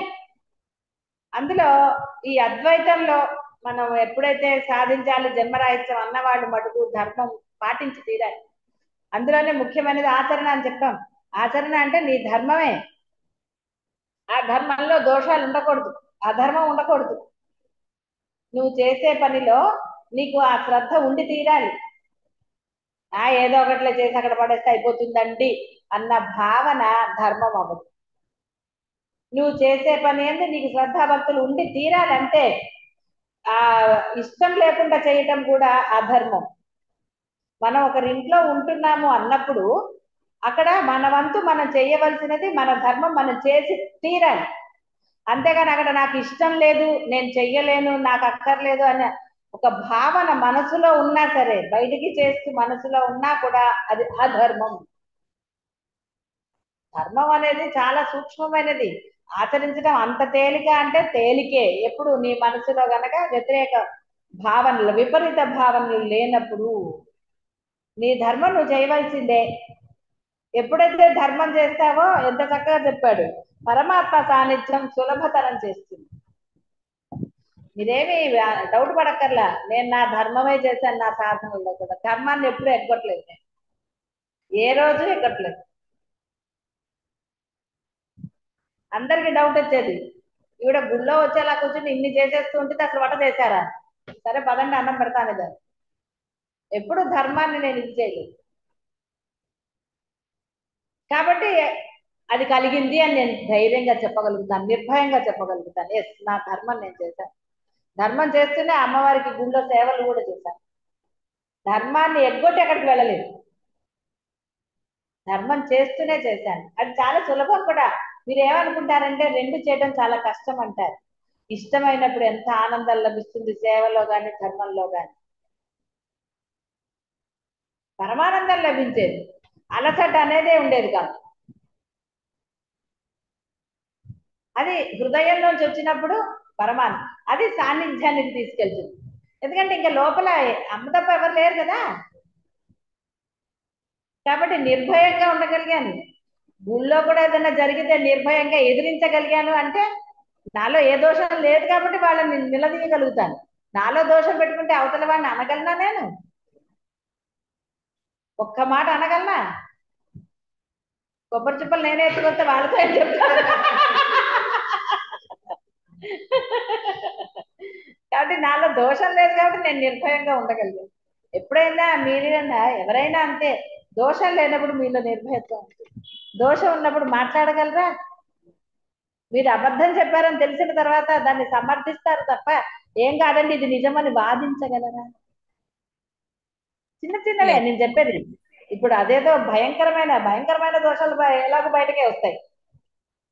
నిజం నిలకడ మీద తెలుస్తుందంటారు. కాబట్టి నిష్కామపూర్వకమైన నిర్వహణ. కాబట్టి ఏది ఆశించకండి. పిల్లలకి చేసింది కూడా ఇంకా ఇప్పుడు పిల్లలతో ఉన్నారు, వీళ్ళు రేపొద్దు నన్ను చూడాలి అన్న భావనతో మీరు చేస్తే అది నిష్కామ కర్మ అవ్వదు, అది ధర్మం కాదు. పిల్లలు చూసి తీరాలి అనుకుంటూ మీరు గనక పిల్లల్ని ఇప్పుడు పెంచితే రేపొద్దున అది జరగదు కాక జరగదు. ఎందుకంటే మీరు నిష్కామంగా చెయ్యలేదు, ధర్మంగా చెయ్యలేదు, ఆశించి చేశారు. ఆశించింది ఎప్పుడు బాధే. ఎందుకంటే ఆశించింది ప్రతిసారి కూడా వాళ్ళు మనకి పెట్టినా పిల్లలు ఏదన్నా ఇంతేనా అనిపిస్తుంది, ఏమైంది ఇప్పుడే పెట్టచ్చు కదా అనిపిస్తుంది, ఆ పెట్టకేం చేస్తారు ఉన్నాయి కదా అనొచ్చు. ఇలా రకరకాల భావనలు ఉంటాయి మనకి. ఆ భావనలు ఉన్నప్పుడు ఇంకా ధర్మం ఏమిటి? జన్మరాహిత్యం ఎక్కడి నుంచి వస్తుంది? జన్మరాహిత్యం వస్తుందా? వస్తుందా? రాస్తుందా? అదే చెప్పి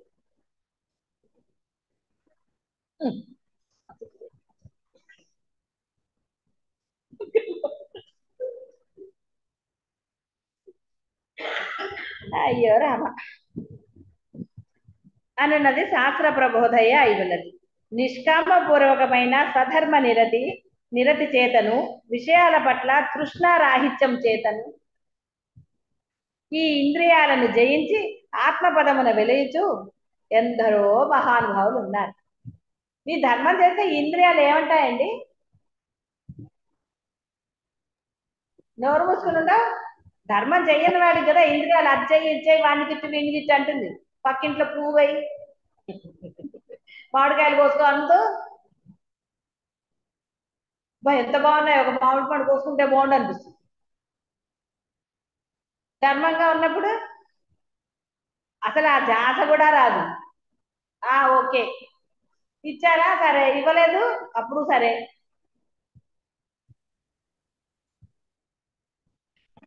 కాబట్టి నిష్కామపూర్వకమైన సధర్మ నిరతి చేతను, విషయాల పట్ల తృష్ణారాహిత్యం చేత ఈ ఇంద్రియాలను జయించవచ్చు.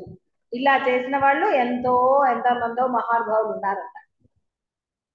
అది కష్టమే కాదు, మీరు కష్టం అనుకుంటారు కాబట్టి. అది స్వధర్మం నిజంగా ఆశించకుండా నిష్కామంగా మీరు చెయ్యండి ధర్మం,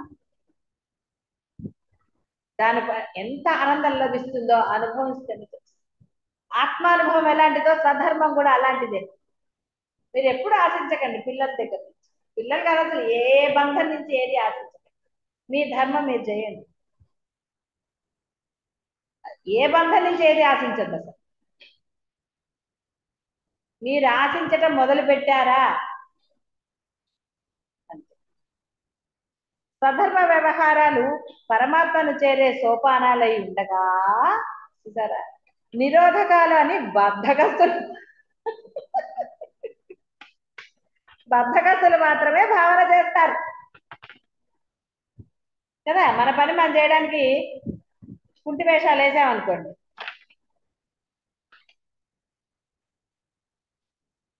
ఇప్పుడు ఈ మధ్య రీల్స్ వస్తున్నాయి, నాకేం పర్లేదు కదా, అందుకని మధ్య మధ్యలో జోక్స్ చూస్తుంటాను కదా. అందుకని భర్త భార్యకి ఏదో పని చెప్పబోతాడు, అది యాక్షన్ చేస్తుంది, నాకు అస్సలు ఒంట్లో బాలేదు. అలా కాదు, నువ్వు అది చేసేస్తే మన సినిమాకి వెళ్దాం అంటాడు. అంతే, లేచి రైలు పరిగెత్తి.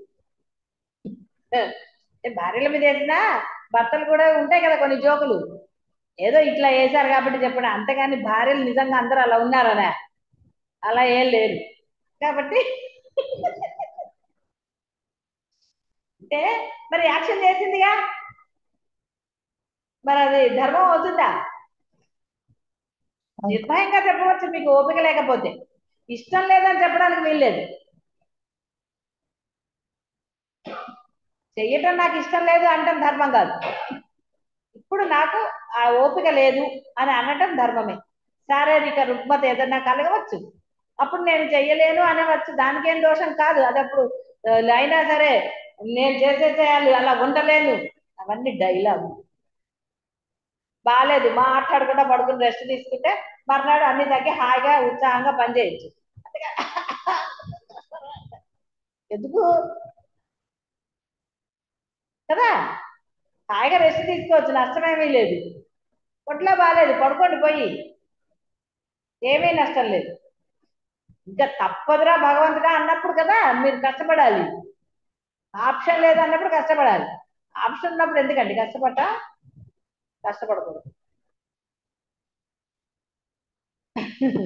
సర్వధర్మ విరుద్ధములైన పదార్థములందు కోరికను త్యజిస్తూ స్వధర్మమును దైవ సమానంగా దర్శిస్తూ శ్రమ సంతోషములను సంపాదించుతూ ఎవడుంటాడో అతడు జితేంద్రియుడు అనడానికి సందేహమే లేదు. అందుకని ఇంద్రియం జయించాడు. ఇష్టం లేదు అంటే జయించినట్టు అవుతుందా? ఇష్టం ఉందన్నా అవదు. ఇది ధర్మం, నా ధర్మం నేను చేసి తీరాలి. ఎస్, లేదా మిమ్మల్ని ఇక్కడ శుభ్రంగా ఎందుకు ఉంచమంటానండి? ఎస్, మీరు ఉంటున్నారు, మీ ధర్మం, ఈ పరిసరాలు శుభ్రంగా ఉంచవలసిన ధర్మం మీది. శిష్యులుగా వచ్చారు ఇక్కడికి, గురువులుగా మీరు రాలేదు కదా. గురువు ఉన్నాడు, గురువు ఉన్న ప్రదేశము అణువణువు శుభ్రతతో ఉండి తీరాలి, అది చేయవలసిన ధర్మం అంతే. అక్కడ ఇష్టాలు అయిష్టాలు అట్లాంటి వాటికి తావులేదు. ఇది ధర్మం, శిష్య ధర్మం అంతే. గురువు ఉన్నాడు కాబట్టి ప్రదేశం మొత్తము శుచి శుభ్రతతో ఉండవలసిందే. కేవలం గురువు గారు ఒక రూమే కాదు, అసలు అంతా గురువుదే అంటున్నారు కదా. మాదేం లేదండి, అంతా మీదేనండి అంటలేదు. మరి నాదే అయినప్పుడు శుభ్రంగా ఉంచాలి కదా. కాబట్టి ఇక్కడ వేరేది లేదు, ఇది ధర్మం, శిష్య ధర్మం పాటించి తీరవలసిందే. నాకు చేత కాదండి, మనిషిని పెట్టుకో చేయించు. నువ్వే చేయాలని చెప్పట్లేదు ధర్మం. నాకు చేత కాదు, వయసు ఏం పర్వాలేదు, నష్టమేం లేదు. ఏం చేస్తాం, అందరూ వృద్ధ శిష్యులే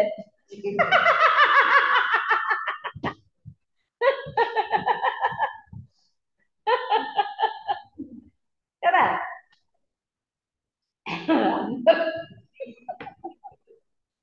అందుకని వాళ్ళని ఏమంటారు చెప్పండి, కింద కూర్చుంటే లేవలేరు. ఏమో శారీరక బాధలు అందరికి ఉన్నాయి కదా, ఇది దానికే లేదు, సరదాగా చెప్పుకోవటమే. కాబట్టి మనం చేయలేదు, మనిషిని పెట్టుకోవాలి, చేయించాలి అంతే తప్ప కుదరదండి నాకు అనడానికి లేదు. శిష్యధర్మంగా నువ్వు వచ్చావు కదా ఇక్కడికి, ఎందుకు వచ్చావు? శిష్యధర్మంగా వచ్చావు, లేకపోతే ఏం సంబంధం అండి ఇక్కడ ఎవరికెవరు ఈ లోకంలో? కాబట్టి సర్వధర్మ విరుద్ధములైన పదార్థములందు కోరికను త్యజిస్తూ స్వధర్మమును దైవ సమానముగా. ఎందుకంటే ఇన్నాళ్ళు దైవం అంటే ఉన్నత స్థానం కదా, మనకన్నా ఉన్నతుడే కదా దైవము, సమానుడే. ఎప్పుడు సమానుడు? ఆ లక్షణాలు వచ్చినప్పుడు. అప్పటి వరకు ఆయన మీకన్నా ఉన్నతుడే కదా. కాబట్టి దర్శిస్తూ శ్రమ సంతోషములను సంపాదించుచు ఎవడుంటాడో అతడు జితేంద్రియుడు. సందేహం లేదు పొమ్మన్నారు. మనం చెప్పుకున్న ఆచరణ అంటే ఏంటండి? ఇదేగా, వికల్పం లేని మనసుతో చేసే ఆచరణ. వికల్పం ఉంటే ఏ ఆచరణ అయినా చేయగలరా? మాట అప్పుడు ఎట్లా వస్తుందండి? సరే, కొంతమంది నొసటితో వెక్కిరిస్తే ఏదో అంటారు చూడండి, ఏమంటే ఇప్పటికి కూడా రాలేదు, నేను ట్రై చేస్తాను కానీ. కొన్ని ఎవడో రావు కదా. ఓ లిస్ట్ లో 3వ చేరింది. నిన్న 2 చెప్పుకున్నాం కదా, ఇవాళ ఇంకోటి చేరింది, అది కూడా చేత కాలేదు. అలా చేత అయితే బాగుండు కదా. వద్దమ్మా ఎవడైతే ఏంటమ్మా వద్దమ్మా అంటున్నాను. సరే నువ్వు చెప్పాక ఎందుకు చేయను. ఎవరైతే సహజీవులను చూస్తున్నప్పుడు అభ్యంతర సంవిత్తుగా ఆ సహజీవుని కేవల చిత్ స్వరూపం పట్ల ప్రియము కలిగి ఉంటాడు. బాహ్య సంవిత్తకు చిత్తదేహాదుల పట్ల ఇవి ఇతని వాస్తవ రూపం కాదు కదా, జలము యొక్క తరంగం వలె భ్రమయుతము క్షణికము కదా అనే ఒకనొక అభిరుచి, అప్రీతి, గాంభీర్యంతో కూడిన అతీతం కలిగి ఉంటాడు. అట్టి అభ్యాస వశం చేత ఈ మనస్సు క్రమంగా అతి త్వరలో జయించబడుతుంది. అట్టి వారికి సకల సహజీవుల పట్ల వీరు ఆత్మ, ఇది మీకు చాలా కష్టం. నేను దీన్ని పెద్ద అంటే ఆయన చెప్పారు, అన్ని వరుసగా చెప్తున్నారు కాబట్టి ఆయన అది చెప్పారు, అది అబద్ధమని నేనేం చెప్పటం లేదు, అది కూడా సత్యమే. కానీ అది సాధన చేయడం చాలా కష్టం. వీడు ఆత్మస్వరూపుడే, వీడు ఆత్మస్వరూపుడే కాబట్టి వీళ్ళు తిట్టద్దు, తిట్టకుండా ఎలా కుదురుతుందండి ఆత్మస్వరూపుడు అయితే మటుకు అందరూ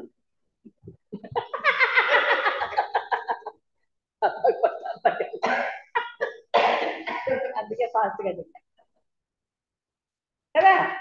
ఇది ఆత్మే అది ఆత్మే అనుకుంటూ కూర్చోవాలంటే ఎంత కష్టం. కాబట్టి వీళ్ళు ఆత్మస్వరూపుడు కాబట్టి వీళ్ళతో నేను ప్రేమగా ఉండాలి, వీళ్ళంటే ఇష్టంగా ఉండాలి, ఎంత కష్టం అండి. ఒక మూల అలాంటి పనులు ఏదో చేస్తుంటే ఇష్టం ఉంటుందా? కోపం రాదు? వస్తుందా రాదా? స్పష్టంగా చెప్ప అనకూడదు.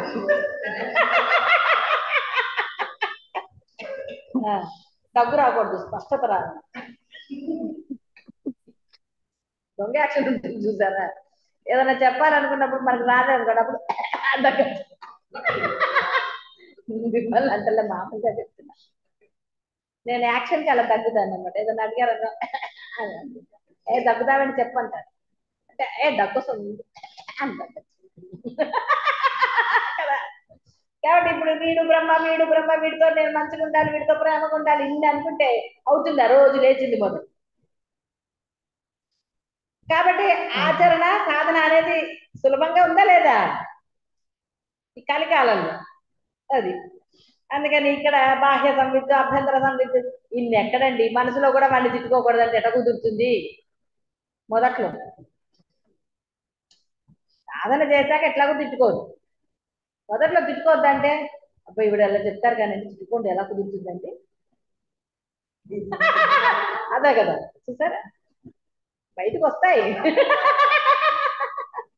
బయటకు ఎలాగో తిట్టలేము, తిడితే అక్కడ తెలిసిపోతుంది. మనసులో తిట్టుకుంటే కూడా ఎలా, మనసులో తిట్టుకుంటే తెలీదా? కాబట్టి ఇది కష్టం, ఈ అభ్యాసం కష్టం. లేదు చేస్తామండి, ఈ అభ్యాసం ఈజీగా ఉందంటే చెయ్యండి. అప్పుడు ప్రతి వాళ్ళకి బ్రహ్మస్వరూపుడా నమస్కారం అని చెప్పాలి.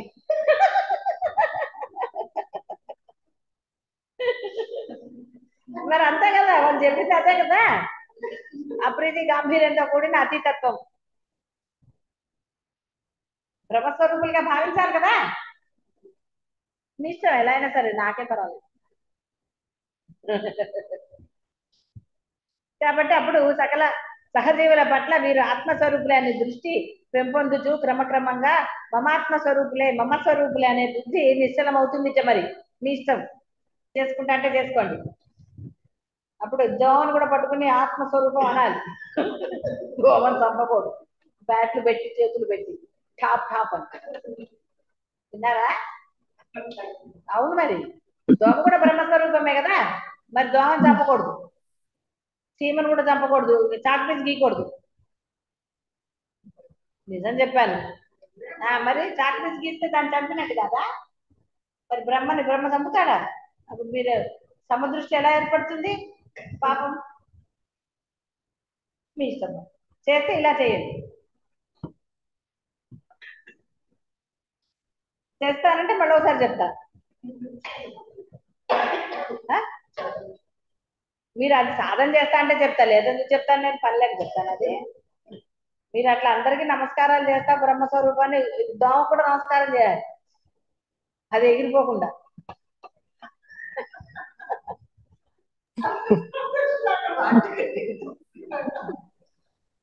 గ్రామసింహాలకి, గ్రామసింహం అంటే తెలుసు కదా, అది గ్రామసింహాలకి నమస్కారం చేయాలి. వెనకాల ఆవులు దూడలు ఉన్నాయి, వాడికి నమస్కారం చేయాలి. మరి వేటిని ఏమనకూడదు కదా. మరి మీ ఇష్టం, మీరు అలా చేస్తా అంటే చెప్తాను. చెప్పండి, పర్లేదా? కంటక్షోభా ఏంటి, ఎవరైనా చేస్తారా అలాగా? లేదమ్మా. చెయ్యద్దు, మీ ఇష్టం. మీరు చేస్తారా? చేయకూడదు ఊరుకోనుగా. ఇప్పుడు చేస్తాను చెప్పండి అని చెప్తారా? చేత ఊరుకుంటారండి, కర్ర పుచ్చుకుంటారు. సరే. ఓ మిత్రులారా, దేహ మనోబుద్ధి దృశ్య రూపములకు బాహ్య సంవిత్తు నేను కాదు. అఖండము, అప్రమేయము, నిత్యము, నిర్మలము, యథాతథము, సర్వ జగత్ వాస్తవ స్వరూపమగు అంతః సంవిత్తును నేను అనే అభ్యాసమునకు తాత్సారం ఎందుకు, వెనుకాట ఎందుకు, మొహమాటం ఎందుకో నాకు చెప్పండి. అట్టి అంతర సంవిత్తే ఏవ అహం అని నిశ్చల అంతర సంవిత్తునే నేను అని ప్రతి జీవుడు కూడా ఆ మనోబుద్ధుల యొక్క కొంచెం కొంచెం ప్రయత్నంచే చిత్తవృత్తి నిరోధించబడదు. ఎప్పటికీ నేను ఇంత సాధన చేస్తేనే నేను నేను అని తిరుగుతున్నాను.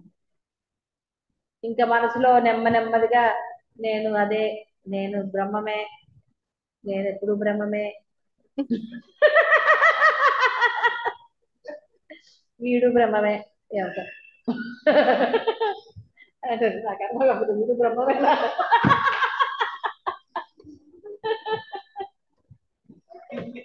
ఇలా అనుకుంటూ కూర్చుంటే ఎప్పటికి చేయలేను. ఆల్రెడీ 50+ 60+. మనకేమో 100+ జీవితాలు ఉన్నాయా? పోనీ ఉంది సాధన కొంచెం అనుకుంటే ఉందా? ఉంటే సరే మీ ఇష్టం. లేదమ్మా. సరే, కాబట్టి సభ్యులారా, అతి దీర్ఘకాలం వేచి ఉన్న తర్వాత అనేక ప్రయత్నములు నిర్వర్తించి ఈ మానవ జన్మ అనే అవకాశాన్ని పొంది ఉన్నారని గుర్తు చేస్తున్నారు. అందుచేత ఇది సద్వినియోగం పరుచుకోవాలి, కానీ దుర్వినియోగం పరుచుకోకూడదు. కాబట్టి ఈ సద్వినియోగాలు ఆ దుర్వినియోగాలు ఏంటో మనం మళ్ళీ చెప్పుకుందాం. ఇహ కానీ ఇప్పటికి అర్థమైంది కదా, ఎలా అభ్యాసం చేయాలో తెలిసింది. కాబట్టి ఏ అభ్యాసం చేస్తారో, ఎలాంటి సాధనలు చేస్తారో మీ ఇష్టానికే వదిలేయటమే. గురువుని అడిగితే మటుకు సాధనతో పాటు ఆచరణ అనేది అత్యంత ఆవశ్యకమనే చెప్తారు. అప్పుడు సులభంగా పొందగలుగుతారు. ఆచరణ అంటే ధర్మం, మీ ధర్మమే ఆచరణ. కాబట్టి ఆ విధంగా ఉండాలి. శుభం భూయాలు.